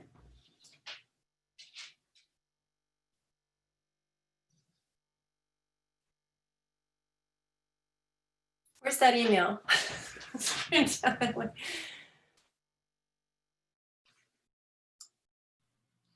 The sound is not coming through. Okay. So let me suggest that we talk about our, we invite the public to look at that video and do their own personal reflection. But I think for me, it's always a challenge to know where to begin, because we've grown up in our individual system, individual homes and families and communities that have all supported the idea of keeping the system as it is. So it's hard to begin because you have to unlearn. And what you have to unlearn is the revelations of all those things that you've been taught. So I'm having a parent, oh, there we go. All systems of oppression are highly adaptive, and they can adapt to challenges and incorporate them. They can allow for exceptions. And I think the most effective adaptation of the system of racism to the challenges of the civil rights movement was to reduce a racist to a very simple formula. A racist is an individual, always an individual, not a system, who consciously does not like people based on race, must be conscious, and who intentionally seeks to be mean to them. Individual conscious intent. And if that is my definition of a racist, then your suggestion that anything I've said or done is racist or has a racist impact, I'm gonna hear that as you just said I was a bad person. You just put me over there in that category. And most of my bias anyway is unconscious. So I'm not intending, I'm not aware. So now I'm gonna need to defend my moral character. And I will, and we've all seen it. It seems to be virtually impossible based on that definition for the average white person to look deeply at their socialization, to look at the inevitability of internalizing racist biases, developing racist patterns, and having investments in the system of racism, which is pretty comfortable for us and serves us really well. I think that definition of a racist, that either or, what I call the good bad binary, is the root of virtually all white defensiveness on this topic, because it makes it virtually impossible to talk to the average white person about the inevitable absorption of a racist worldview that we get by being literally swimming in racist water. So let me connect that to myself. As a result of being raised as a white person in this society, I have a racist worldview. I have deep racist biases. I have developed racist patterns, and I have investments in the system of racism because it's served me really well. It's comfortable. It's helped me overcome the barriers that I do face. And I also have an investment in not seeing any of that for what it would suggest to me about my identity and what it would require of me, right? I didn't choose any of that. I don't feel guilty about it. It is an inevitable result of being raised in this society in which racism is the bedrock. The question of guilt comes in what am I doing about that? While we who are white tend to be fragile in that it doesn't take much to upset us around race, the impact of our response is not fragile at all. It's a kind of weaponized defensiveness, weaponized hurt feelings, right? And it functions really, really effectively to repel the challenge. You know, as a white person, I move through the world racially comfortable virtually 24/7. it is exceptional for me to be outside of my racial comfort zone. And most of my life, I've been warned not to go outside my racial comfort zone. And so on the rare occasion when I am uncomfortable racially, it's a kind of throwing off of my racial equilibrium. And I need to get back into that. And so I will do whatever it takes to repel the challenge and get back into it. And in that way, I think white fragility functions as a kind of white racial bullying, to be frank. We make it so miserable for people of color to talk to us about our inevitable and often unaware racist patterns that we cannot help develop from being socialized into a culture in which racism is the bedrock and the foundation. We make it so miserable for them to talk to us about it that most of the time they don't. And we just have to understand that most people of color that are working or living in primarily white environments take home way more daily slights and hurts and insults than they bother talking to us about, because their experience is they're going to risk more punishment. They're going to lose the relationship. They're going to have their experience minimized, explained away. They're going to cause the person to feel attacked or hurt. And in that way, white fragility functions as a kind of everyday white racial control. None of that has to be intentional or conscious, but that is how it functions. And it's actually incredibly liberating and transformative to start from the premise that, of course, I've internalized all of this, and then I can stop defending, deflecting, denying, hoping you won't notice, minimizing, explaining, and I can just let go of that and get to work. And there's a question that's never failed me in my efforts to unpack. How do we pull this off?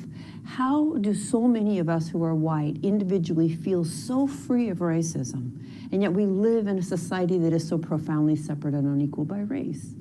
And the question that's never failed me is not, is this true or is this false? Is this right or is this wrong? But how does it function? How do these narratives that I tell, how do they function? When I tell you, well, I'm just an individual, why can't we all just be individuals? When I tell you, I was taught to treat everyone the same. When I tell you, but it's focusing on race that divides us. When I tell you, but I have lots of friends of color. Those narratives have not changed our outcome, and they function to take race off the table and to exempt the person from any further engagement. And in doing that, they function to protect the current racial hierarchy and the white position within it. It doesn't have to be what I'm intending to do, but it is the impact of those narratives.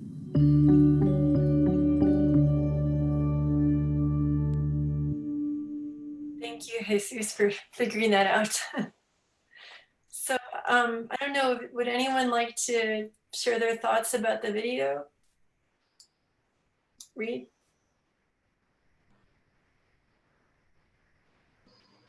Okay, I thought I wasn't able to unmute for a minute. Wow, Bridget, that was, I mean, that video plus the article and the quote, like it was so deep. I read it a couple of times and definitely made me feel really uncomfortable. And I find this conversation hard because I feel like I'm definitely guilty, especially in the part of the article where it says you just be nice to people. And that's sort of my philosophy always, like I'm going to be extra nice, to people of color, and I'm going to be nice to everyone, and that makes me a better person or a good person. And so and that's exactly what she's talking about, so that sort of hit home for me. And it's hard, like I honestly feel like I need counseling now. so because I'm sure I have the inherent racism that all of us have on some level, because I do live in a world where I feel like everything's okay, like and it's not, and I know it's not. So that's one of my thoughts. Another thing I just want to bring up is we used to talk about being colorblind, and that was sort of like And I remember when my kids were young, it was so cute because they'd have all these friends and you'd say, oh, are they Indian? Are they Asian? And they had no idea what that meant because the kids actually did not notice, which it was so charming. And then they get into middle school and they start really noticing. But instead of being colorblind, I don't know if it must have been through the school board, there was a speaker who talked about being color bold. And that means you're not ignoring the differences, but you're acknowledging them and facing them and talking about them. And I always just loved that concept. And then the last thing I want to say is in terms of institutional racism, that troubles me so much.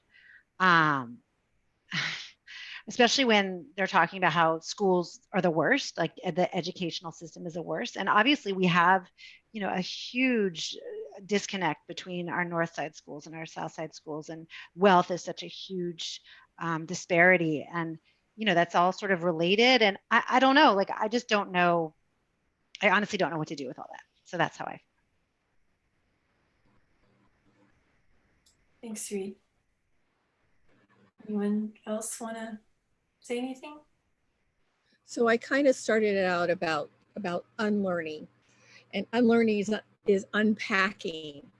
You need to take your pulse of where you're at on your own personal journey, but be able to, as a board member, look at a system that was not designed for the diversity of people that we have. It was, and Nicole Anderson has done that work with us and with our community to bring that awareness that the system was designed for white males who had affluence, who were going to come into professions.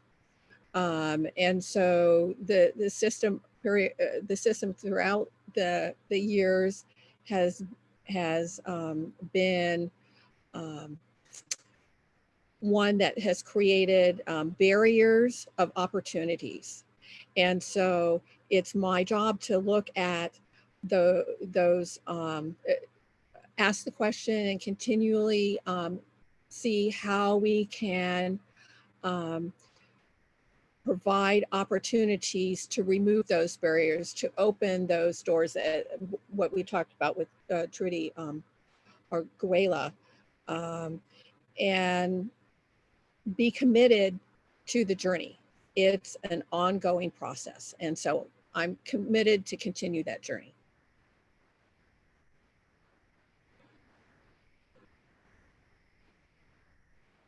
Great.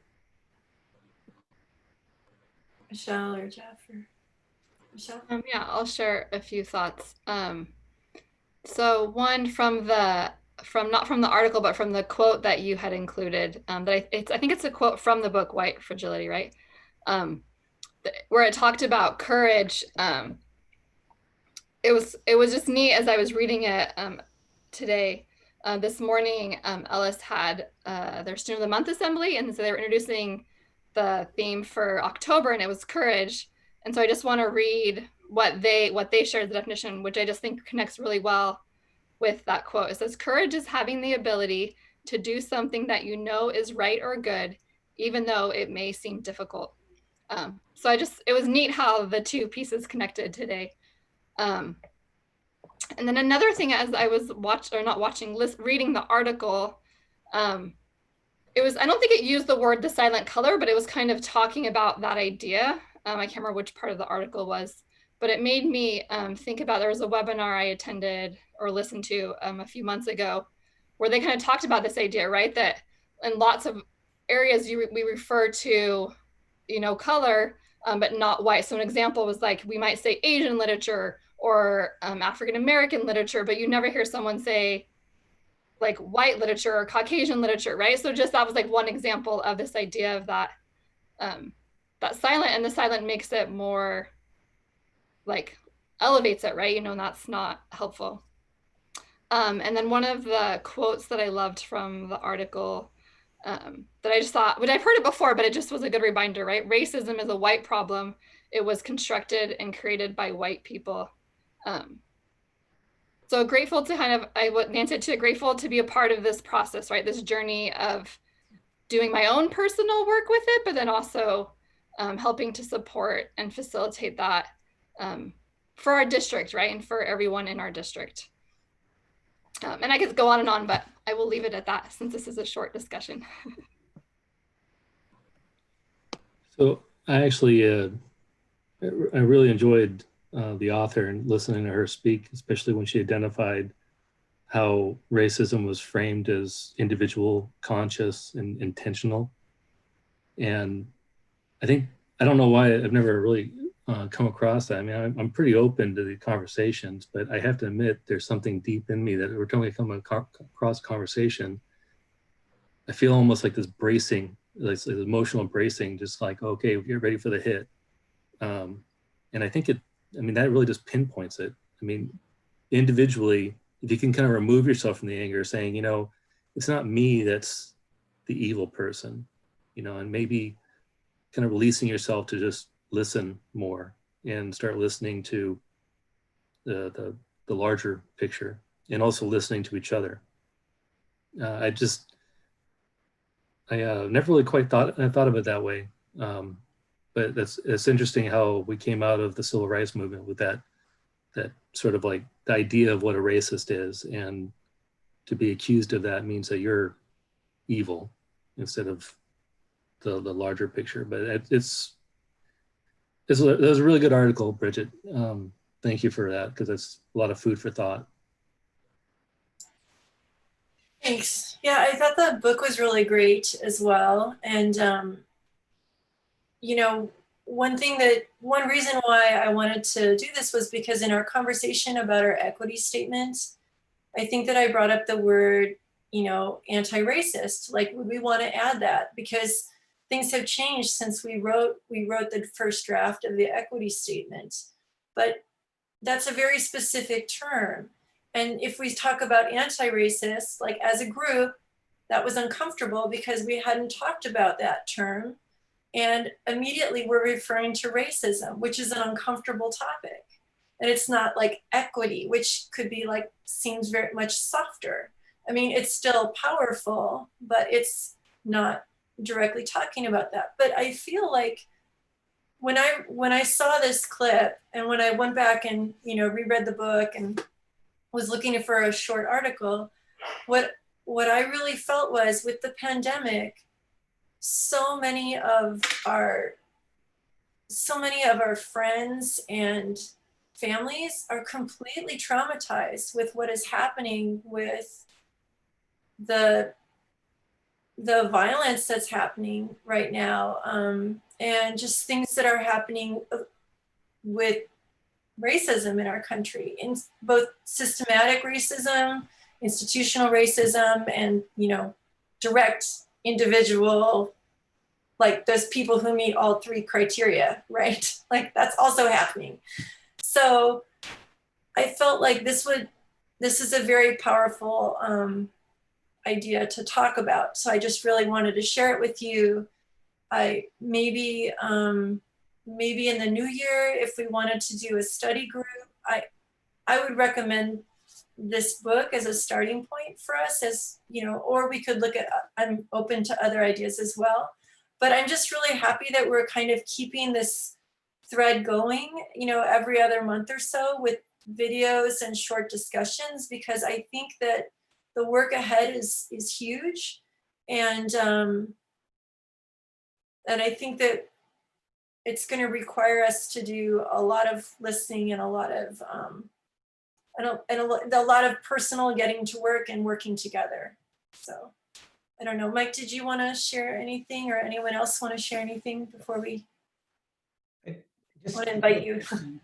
In listening to you all, it's interesting what you're saying, and particularly Jeff, one of the things you said resonates with me based on conversation I had today.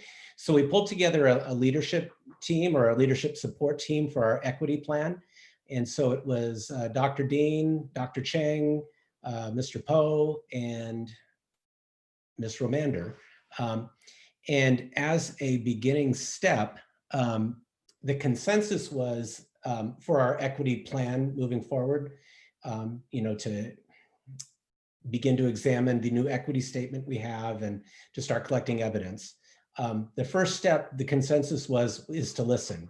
And I know, Jeff, I heard you saying that, and that was kind of my thought too, is like, we need to be listening. And the concept of restorative circles as a safe way for starting with staff to listen to each other and to listen, just to listen. So I haven't been through it, so I'm not an expert on it to talk about it. So I guess that's my takeaway, is we need to start listening. And I'm hesitant to speak as a white male of privilege. I'm hesitant to speak. I think I need to listen more. And so I appreciate that that's where the group is starting the discussion. Would the board be interested in doing a facilitated book read in the, in the next couple, like in the new year? I know there's a lot going on right now, but maybe January we could bring it up. We could bring it up when Isabel is on the board as well. I think the new year would actually be a good time to maybe start something like that. We can try to put it out for specific readings before a board meeting, and we can have a little reflection piece. That would be a good idea. Like for a special board meeting, whatever they call it. There's like a different kind of board meeting, study session or something like a. I think periodically we can identify, maybe you can help moderate the reading, but we can identify sections to read and then reflect on for, periodic times throughout the spring semester.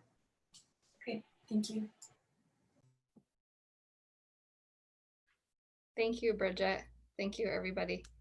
All right, we are now on to 8B, the COVID-19 updates, and we have a few items kind of under there. So I think I'm turning over to Dr. Gallagher first.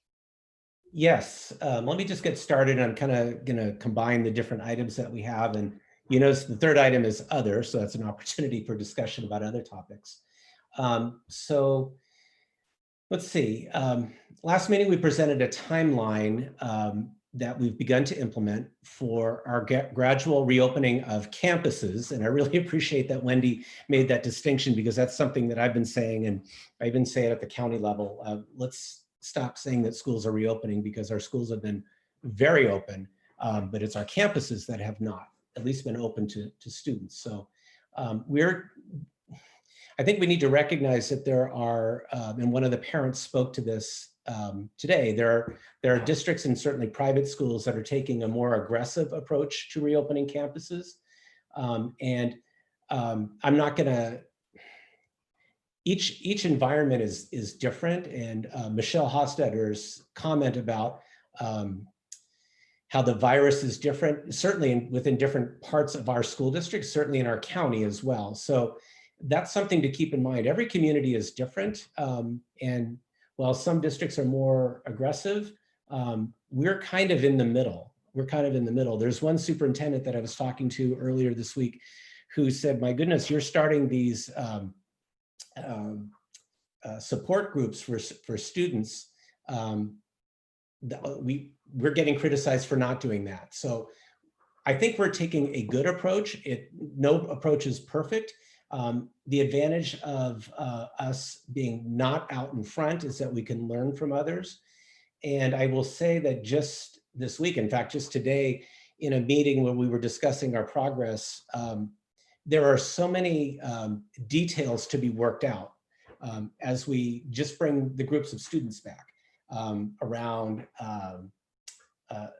safety. Frances Lee, our health assistant who spoke earlier, she's absolutely right about all the things that she ticked off about needing to address the protocols for safety, recognizing the needs of employees. I received an email, actually I didn't get it, I think I was copied on it, from a paraeducator, and I don't want to tell too much because I don't want to reveal who it is. But this paraeducator I happen to know, and she's been in the district for more than 15 years. And she was at first very open to coming back, and then she was expressing some trepidation about coming back. And the last thing I want is for her to feel guilty. Remember, I keep trying to go back to, and I know it may be, maybe I'm overdoing it, but this the metaphor of the bridge. We want everyone to make it over the bridge. If there's a paraeducator or a teacher or an admin assistant or a custodian who's been a dedicated employee like this one was, we want them to make it over the bridge. Now, we have to balance that with the fact that we've got students and there are some pretty urgent needs. And as at this point in our school year, we're starting to recognize, I talked to two people just this week, we're talking about first graders and the concern about where they are, just for example, with knowing their letters, like they're behind where they should be. So we're really, really concerned about that. So it's tricky. We need to take a long view and make sure that we hang on to all of our employees and be respectful of them. And on the other hand, there's urgency. Our teachers are doing a phenomenal job. You know, our balance here is we have actually a very strong instructional program that we've implemented now that is not ideal, right? But it's very strong. So as we go in, as we consider going into maybe a hybrid some point in the spring or after the first of the year, that's going to take learning. I think I talked about that last time. That's going to take some growth and a lot of energy and time for our teachers too, to shift those gears. So we need to recognize that as we move forward. So I would say our progress has been, like everything else, we've had to be flexible. I laid out a pretty systematic timeline saying like by such and such a date, all 4 Title I schools will have their groups of students implemented.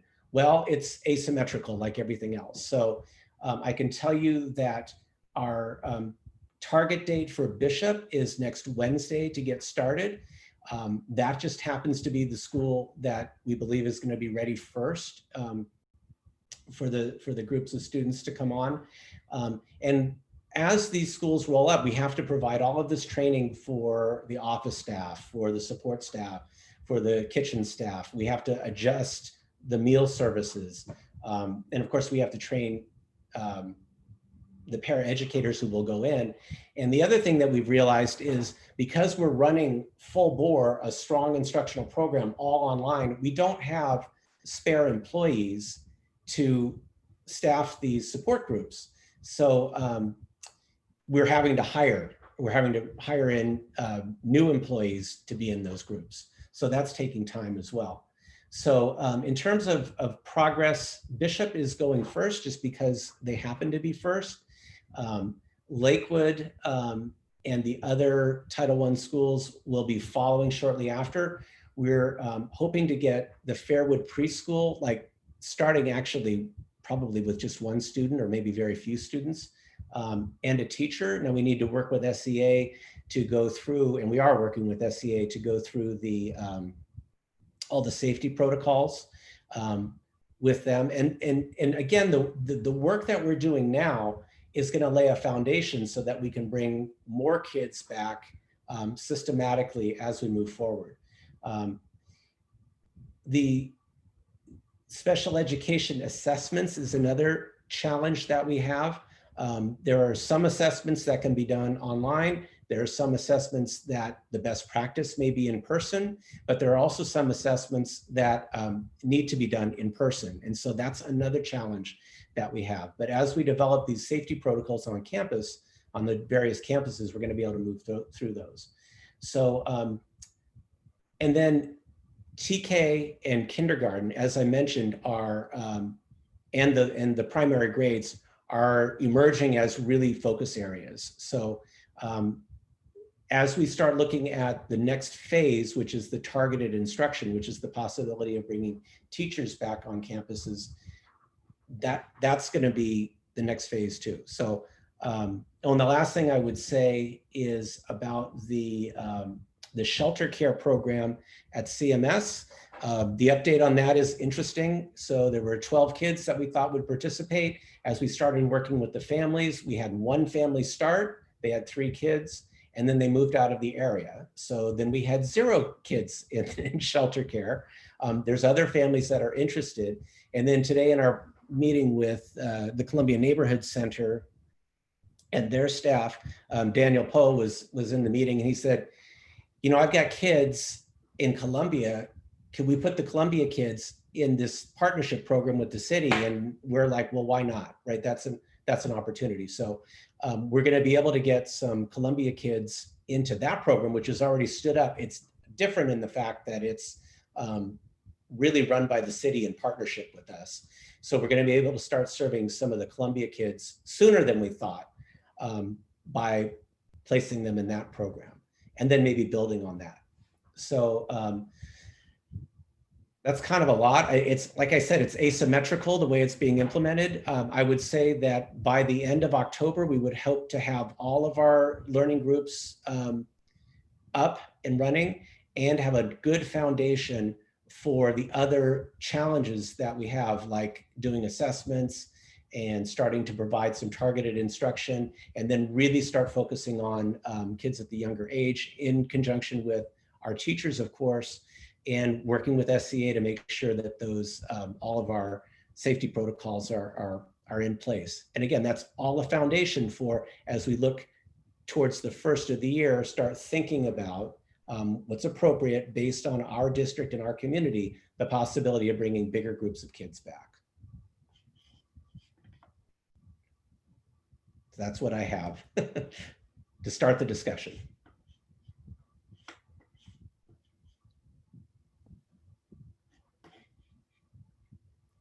Is there any more staff updates, or you want us to kind of ask you questions? You can ask us questions. Okay. I think Bridget, did you have a question? Yeah, can you give us an update on the, I know I put it in the packet, but can you give us an update on volunteers and volunteering, parent volunteering? I'm gonna let Jeremy answer that one because he's the expert. There he is. Okay. Yes, Bridget, yes, great question. And I think as we committed early in the year, our main priority was to get students back into virtual, and we were going to make meaning of that. And so that's definitely happening now. We've put out guidance to the sites where now volunteers, we've launched our volunteer registration process because all of our policies are still in place about the form, making sure TB is even again, because it's virtual, that requirement is still there. So we're adhering to all of those policies in place. The barrier that we're running into is it's still a very paper form process. We were able to digitize some of the process on the back end last year, but we are running into problems then because the form was still very paper-based, because as Mr. Watts alluded to earlier, we were very strong in that handoff at the school sites or in person.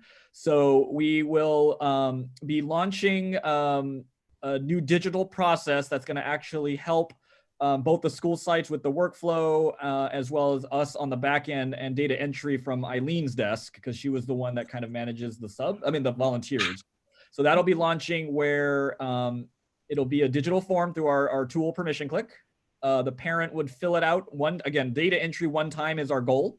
And then there is an approval process where it goes to the admin, approval to the principal, and then on to HR for our screening and maintaining the medical records of TB. So that should be coming out next week, and that'll actually really start the flow of volunteers.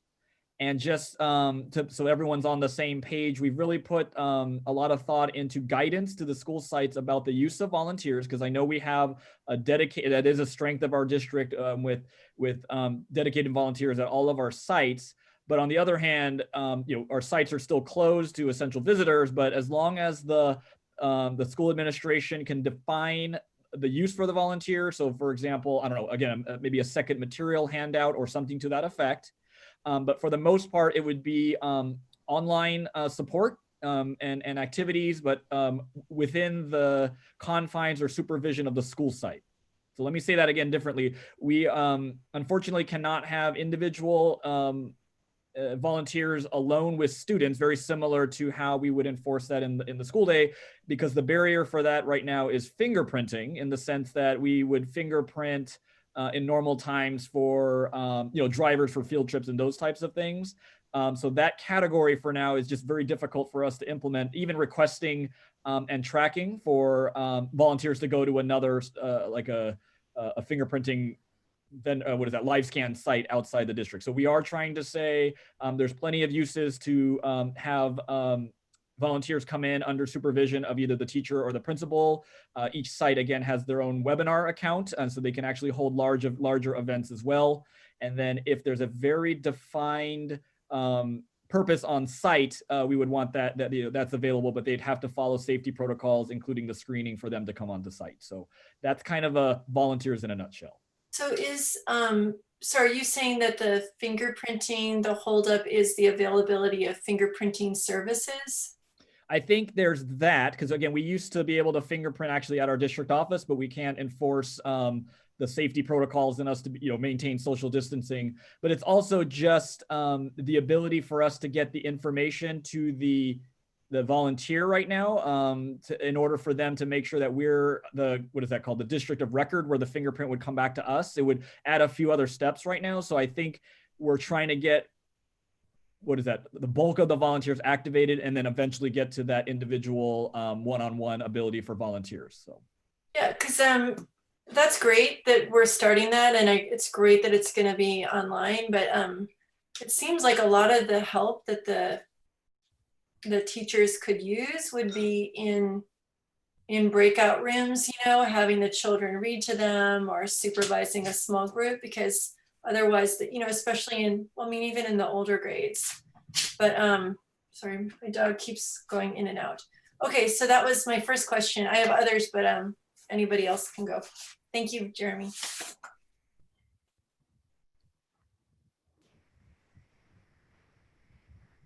Do you have a question, Nancy? Yes. So you were talking about the fact that while there are benchmarks, the process isn't linear. Right.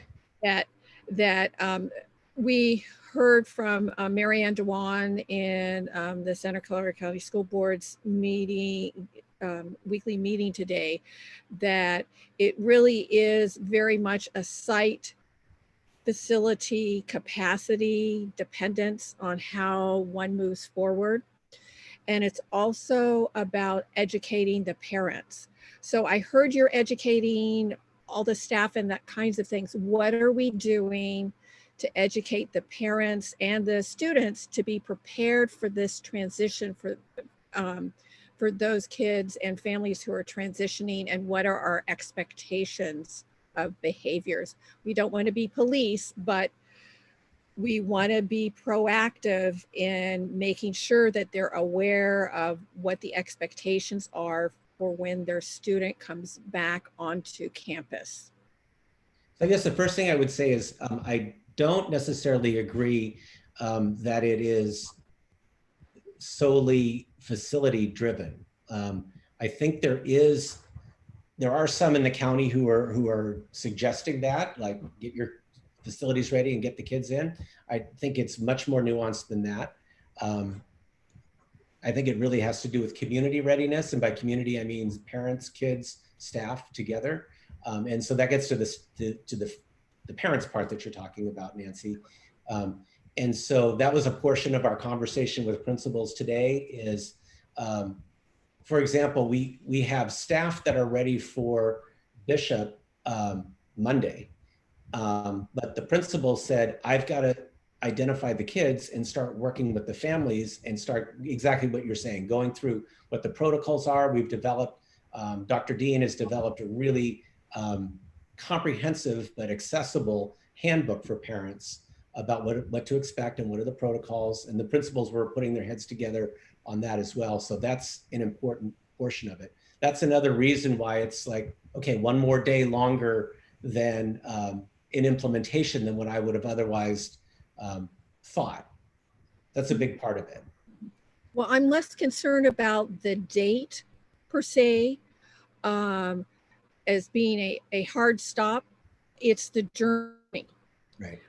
So making sure that there's that readiness among families, and to the extent that there are videos and things that teachers can use and families can use to rehearse expectations as well will be helpful. And that certainly to some extent might be site dependent if you're talking about and how do you go here and how do you go there. That's going to vary in its physical dimensions site by site about where you come in, where do you go out, and those kinds of issues. But it's something that we can build upon and refine as we move more families and students through that process.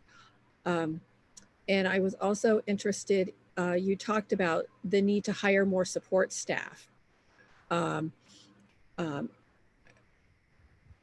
That's not just that's not just academic support staff.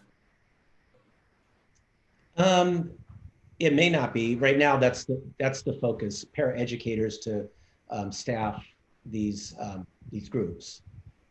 Okay, because I want to make sure that there's enough infrastructure to support the health tracking component of this as well.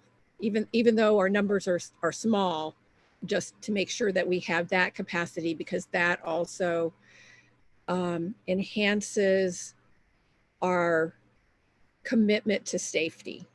Yeah. And that perception of, can we all get there together? Yeah, that's another focus that the county has made. They want each district to identify a designee. That's their contact person. You probably heard that.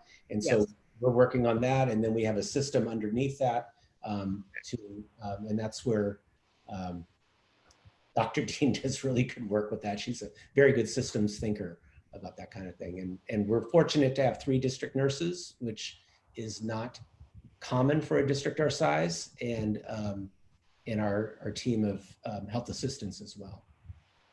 Thank you.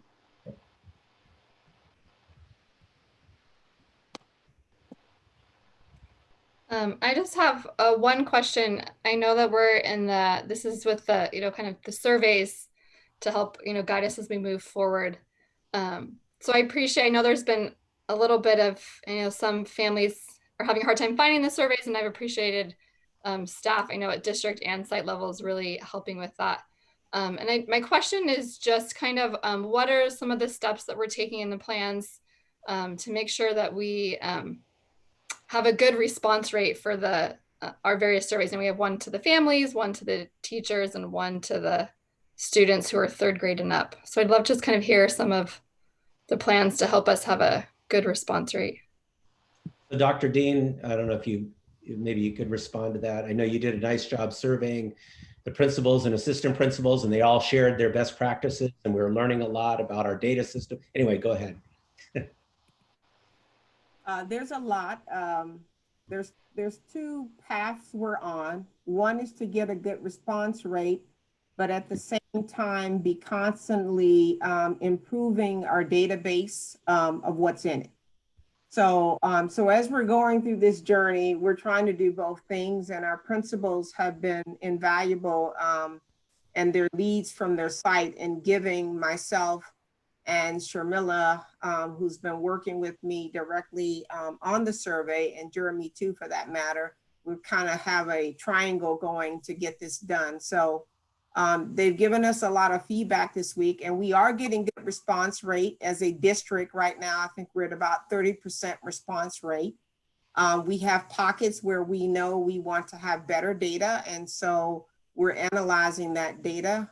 We have a meeting scheduled tomorrow to see how to resend the survey so we can meet all the elements that we want to meet. And so that includes that parents get to not just voice their opinion, but get to voice their opinion specifically about their students from 3rd to 8th grade.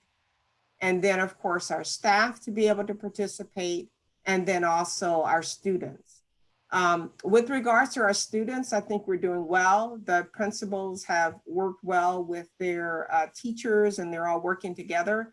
And so the fact that we are in virtual learning affords us a better opportunity to get higher student response rates. Staff will be rolling in, but many of them are waiting and will be working with their teams on staff development day when they can be focused and have dedicated time to participate with more meaning. So I know those rates will begin to go up. And then now more specifically with our families. So we're gonna let the data roll where it will this Friday. And like I said, some places are better than others. But then we do have the capacity to manipulate the data and see where we don't have responses. And so Sharmila has been working to organize that data, and we're going to get things together in order to be able to communicate with our leads from each site on the survey to look at what strategies we can put in place. And so we have a targeted plan that we'll be rolling out next week to take the feedback that our principals and their leads have given us, and also the feedback some of the families have given us specifically. So our first goal is to be able to resend it to those families who have not participated yet in the same format so we can get all the data elements we want to. However, if we're not able to do that, we will be resending it to those families so that at the very minimum, they will be able to respond specifically and connect that back to their particular school site, but we may not be able to link it to a student because of how the survey is designed to be able to do that.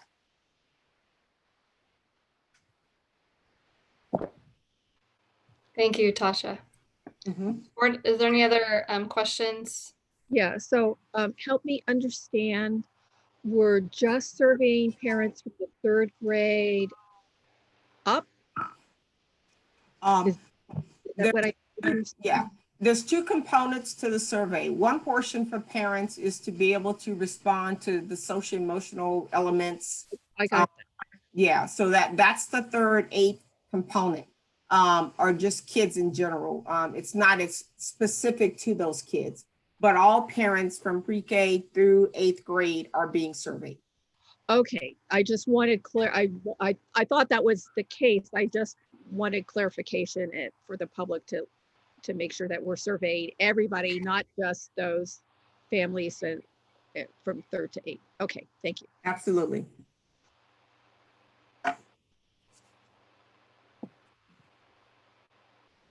All right, board, any other questions? Are we ready to move on?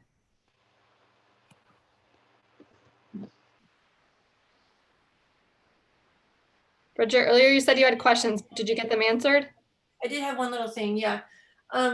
So one of my questions was answered. The other one was, can you just sort of, I asked it in the packet question, so, and I know, Mike, we've talked about it, but can you just kind of clarify for just the purposes of an update, the thinking right now on instructional time, because it's about, you know, like half of a normal school day in terms of parent-led volunteer programs like FAME or Project Cornerstone? Oh, so your question is about carving out time from the instructional time, the live, not asynchronous, the live instructional time for. Yeah, Mala, can you take that question? I think you're the expert in that. I'm going to support Jeremy's response to that question, Bridget, and really, reiterate we have had conversations individually with principals, like the example he shared about Cumberland having a specific Project Cornerstone person that was going to come in and do the reading once a month. So it's really, I wouldn't say only site dependent, but we're having individual conversations about the program, the connection to really the core instruction that we're focusing on, which SEL is included in, and then which part of the day it's best suited for. Oh, sorry, some sites have a lot of programs, you know. Right. But not all programs are going to take place in this environment during the limited live instructional block that we have. Right. Okay. Thank you. Thanks. Reed, did you have something earlier? Okay, I thought I saw you unmuted. I don't remember, but it's good. Okay. All right, so we're good to move on, yes? Okay, let's do thank you for the updates. And as always, thank you to everyone for the hard work. And it's hard work from everyone, right? We say this every time, but it really is true, right? It's not just all of the staff in our district, but it's the students who are doing it in a different way. And the tears, my son was crying today about something. And then also the parents who are supporting, right? Everyone is very heavily involved, which is great, but it's also very hard and very challenging. Okay, let's take our, just hit 9:20. So let's take a break till 9:25, and then we will continue on with the rest of our agenda. Thank you, everyone.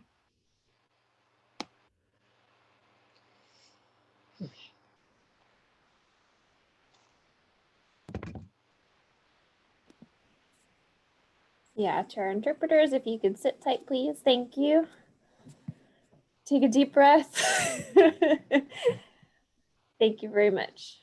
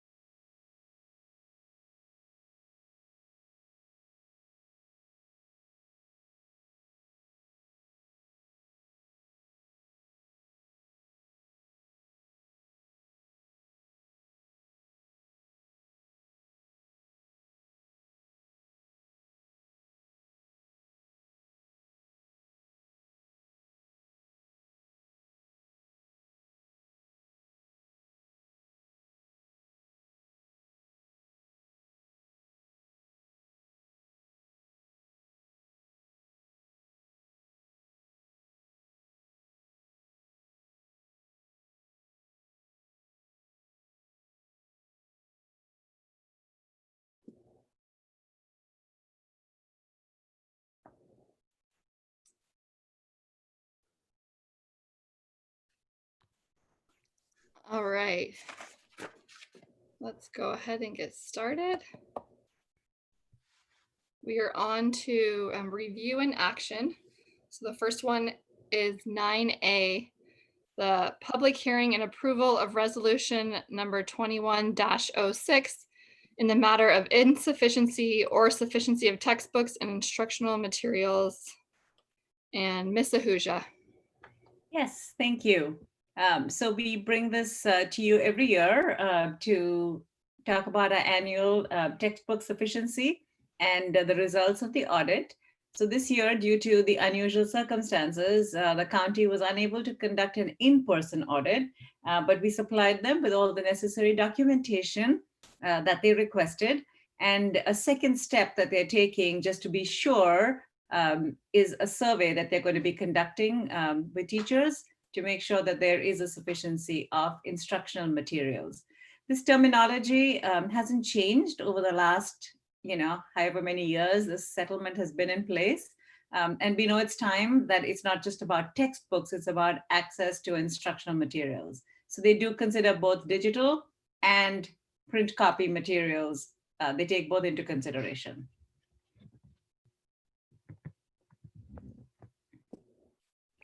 Thank you. I will open our public hearing on this at 9:26. So if there's any members of the public who wish to speak on this item, please use the raise hand feature now.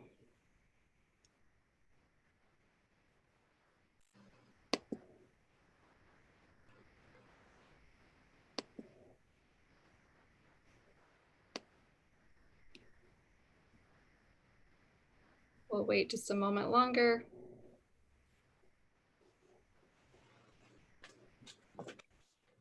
Aaliyah, you're not seeing anyone, are you? Nope. I can make a motion, Michelle. Well, I need to hold. I need to close the hearing first. Oh, sorry. No, you're good. So I closed this hearing at 9:27. Take it away, Reed. Okay, I move that we approve resolution number 2106 in the matter of insufficiency or sufficiency, easy for me to say, of textbooks and instructional materials. Second. We'll go with Bridget on that one for the second. Board, is there any questions or comments? All right, all those in favor, please say aye. Aye. Aye. Aye.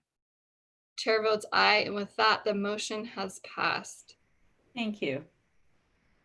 We are now, thank you, Amala and team for your work. Was it a roll call vote? Oh, you're right. Oh, shoot, thank you. I was looking right at that. Thank you. I was looking at it a minute ago and then totally forgot. Hey, Jesus. So forget that about the vote we just did. We are doing a roll call.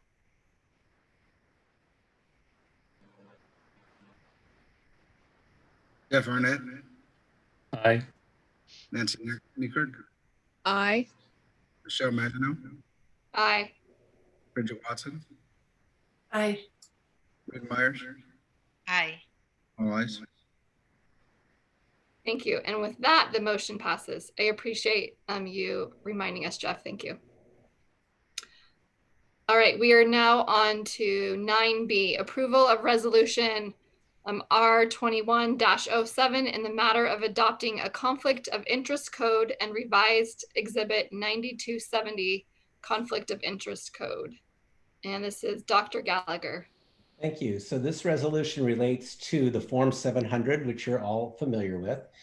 So in the conflict of interest code exhibit, we identify those positions which have a financial responsibility in the school district and therefore need to fill out a Form 700 every year. So what we did have some changes of titles this year, which meant that we needed to revise the exhibit. And the approach we decided to take was to use generic titles. So that way, every time we change a title a little bit, we don't have to go back and revise it. So that's why there's assistant superintendent instead of identifying the individual assistant superintendents.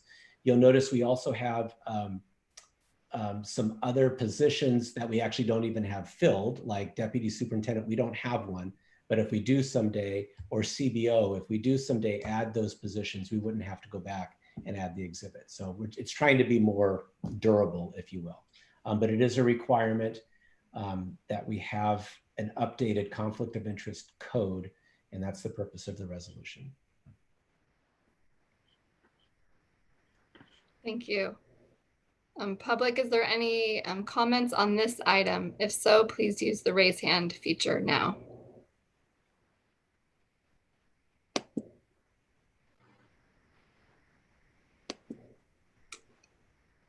And I'm not seeing any comments. We'll wait just a moment longer. All right, board, is there a motion? I move approval of resolution number R21-07 in the matter of adopting conflict of interest code and revised exhibit 9270 conflict of interest code. Okay. All right, I think Jeff seconded it, just didn't, the sound didn't come. That was me, I seconded. I saw you speaking. It was a quick mute. Yeah. All right, this is another roll call vote. Jeff Arnett, Aye. Nancy Newkirk, Aye. Michelle Maginot, Aye. Bridget Watson, Aye. Reed Byers, Aye. all ayes. Thank you. And with that, the motion passes. The resolution passes. We are now on to 9C, approval of resolution number R21-08 in the matter of California Week of the School Administrator. Dr. Gallagher. First of all, I want to thank Mr. Romero for identifying this and bringing it forward. I don't know that we've done this before, but I think if ever there was a year to recognize any of our employees, and in this case, our school administrators, this is it. You know, our principals and assistant principals did not have a summer vacation. They were working and worrying every single day. Our district office administrators did not take vacations, did not take days off. They worked straight through, and they're working long hours and weekends now.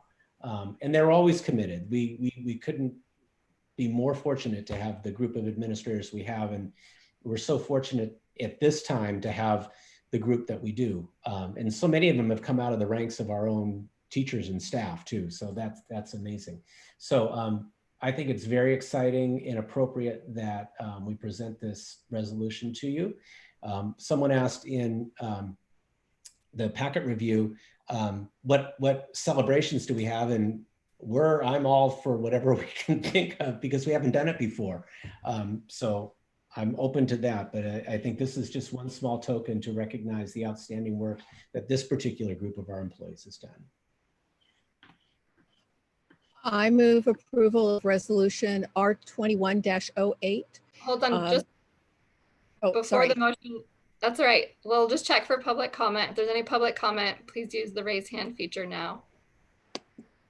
We'll wait just a moment and then you can do that motion.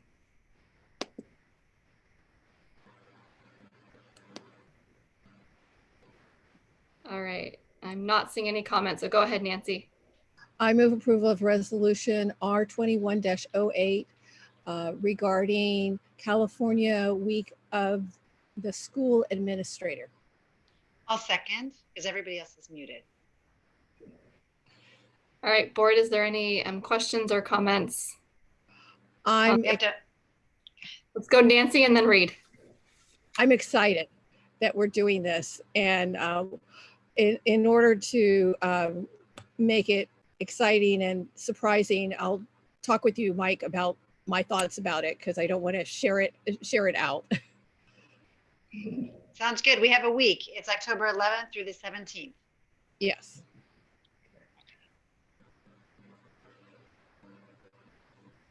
I just want to say thank you, Jesus, for bringing that to our attention as well. This is great. Okay. Is that the end of the comments? Yes. All right. This one's not a roll call though. It is a roll call. It doesn't say roll call on here. I think because it's not one of those official resolutions of like other stuff, correct? This does not need to be roll call. It says roll call on the It agenda. says roll call on mine. It's on the next page. Well, depends how you printed it. It is a roll call. Okay, it's not on mine, but if it's roll call, sounds good. Jeff Arnett, Aye. Nancy Newkirk,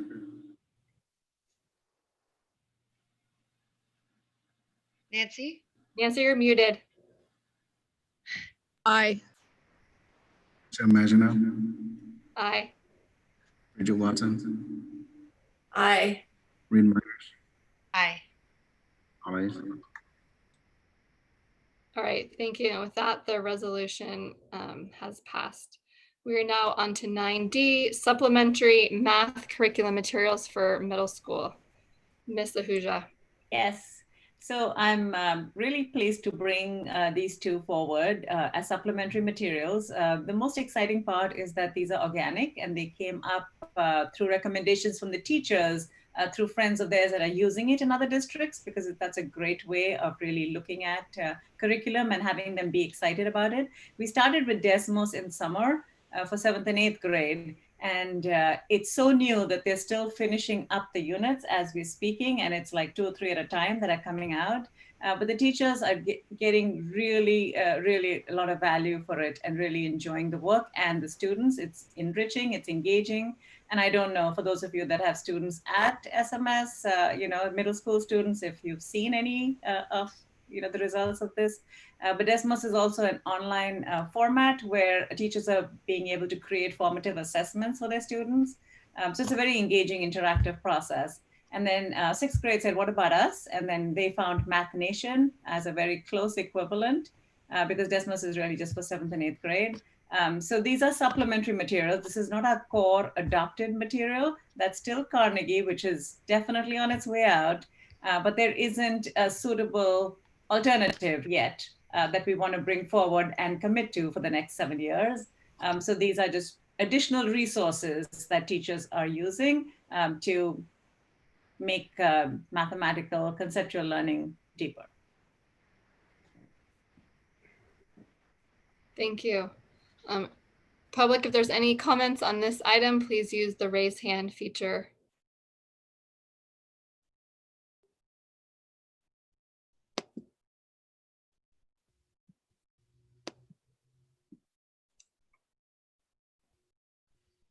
And I'm not seeing any. So board, do you want to make a motion?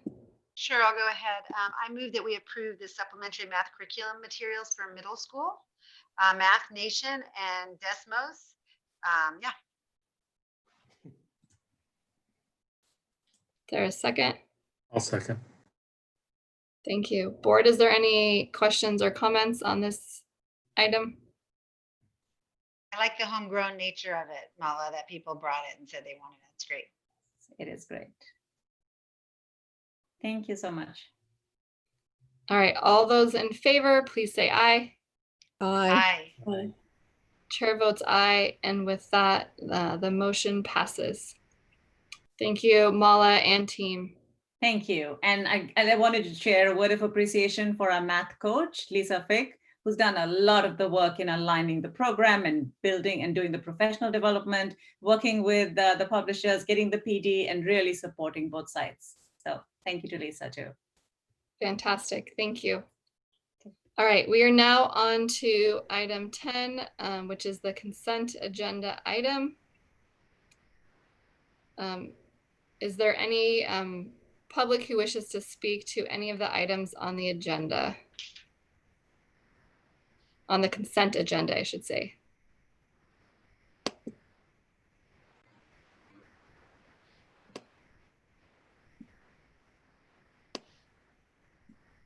All right, not seeing any. Board, is there a motion? I move to approve the consent agenda items. Second. Oh, okay. Board, is there any questions or comments on the consent agenda items? All right, all those in favor, please say aye. Aye. Aye. Chair votes aye, and with that, the motion has passed.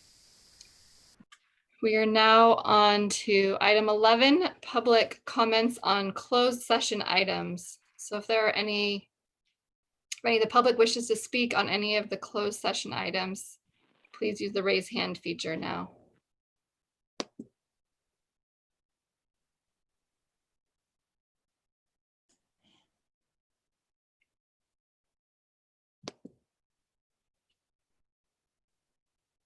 All right, not seeing any. We will now adjourn to closed session. And we're good, just going straight to closed session, correct? Everyone's good with that? All right, so we will adjourn to closed session, and then when we reconvene to open session, we'll report out, and then we have one other item before we will adjourn.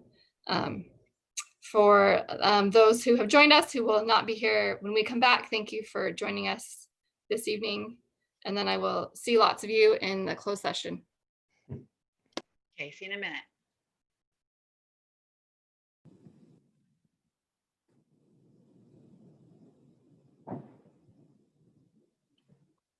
Thank you, Abrina and Monica.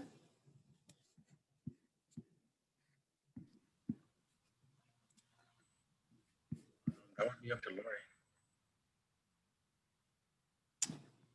Okay. She does have the link.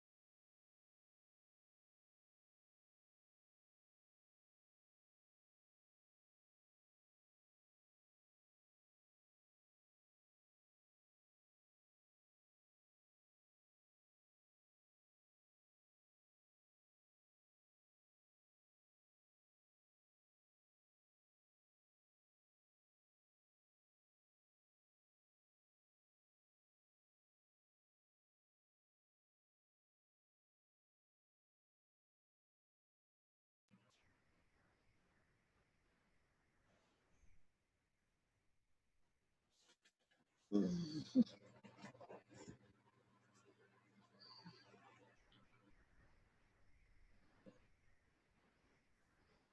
ready again.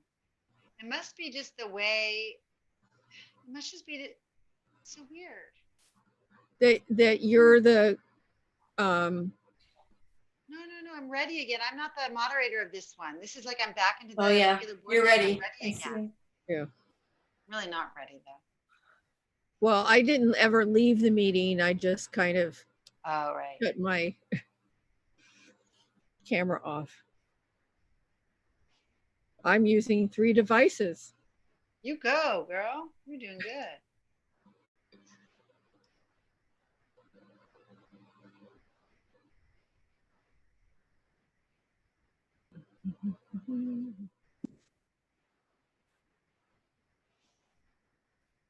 Don't see Mike.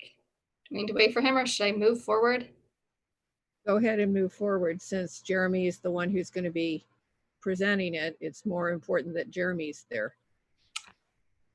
All right, we are reconvening to open session at 10:11. The report out from closed session is we discussed those things listed. So conference with legal counsel, the anticipated litigation, there's 2 different cases there, and then also conference with labor negotiator. No action was taken. And we are now on to item B, it's late, sorry. Approval of the Memorandum of Understanding between Sunnyvale School District and California School Employee Association, Chapter 205, regarding open of the 2020-2021 school year in a virtual school setting. And I believe that's Jeremy. Yes, before you is our agreement with CSCA chapter for our reopening of the school year in a virtual setting. This represents a lot of long collaborative conversations. Would like to also recognize one of our team member, negotiation team member is Rob Smiley, as well as Mary Beth Allman. And so I recommend your approval as we roll through this most of years. So Shut the door again. Reminder to go on mute if you're not talking. Thanks. Sorry. No worries. All right, if there's any of the members of the public wish to speak on this item, please use the raise hand feature now.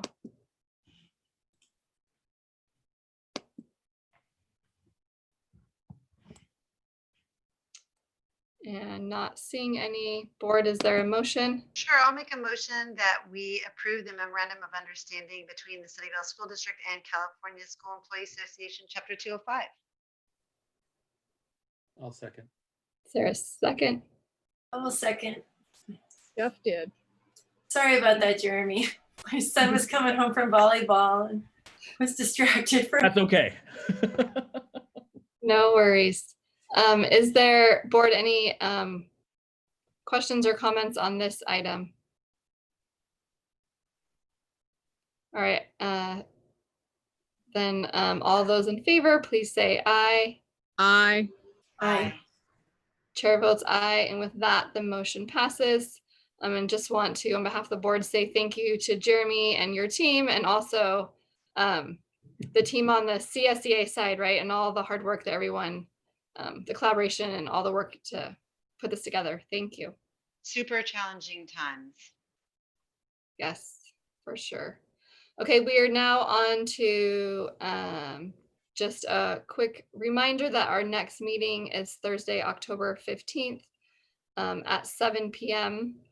And then we'll decide next time, but just you can be thinking about if you want to do the November equity reflections. If someone has a thought or idea, you can just kind of start having that percolate, and we'll talk about that at the end of our next meeting. And unless there's anything else, After you adjourn, I need to say something after adjournment. Okay, I adjourn this meeting at 10:14. I just got a text that Trump and Melania tested positive for COVID-19. You saw that? Shut the phone. Really? Poetic justice, people. Are you kidding me? I got the chills. Go look at the news.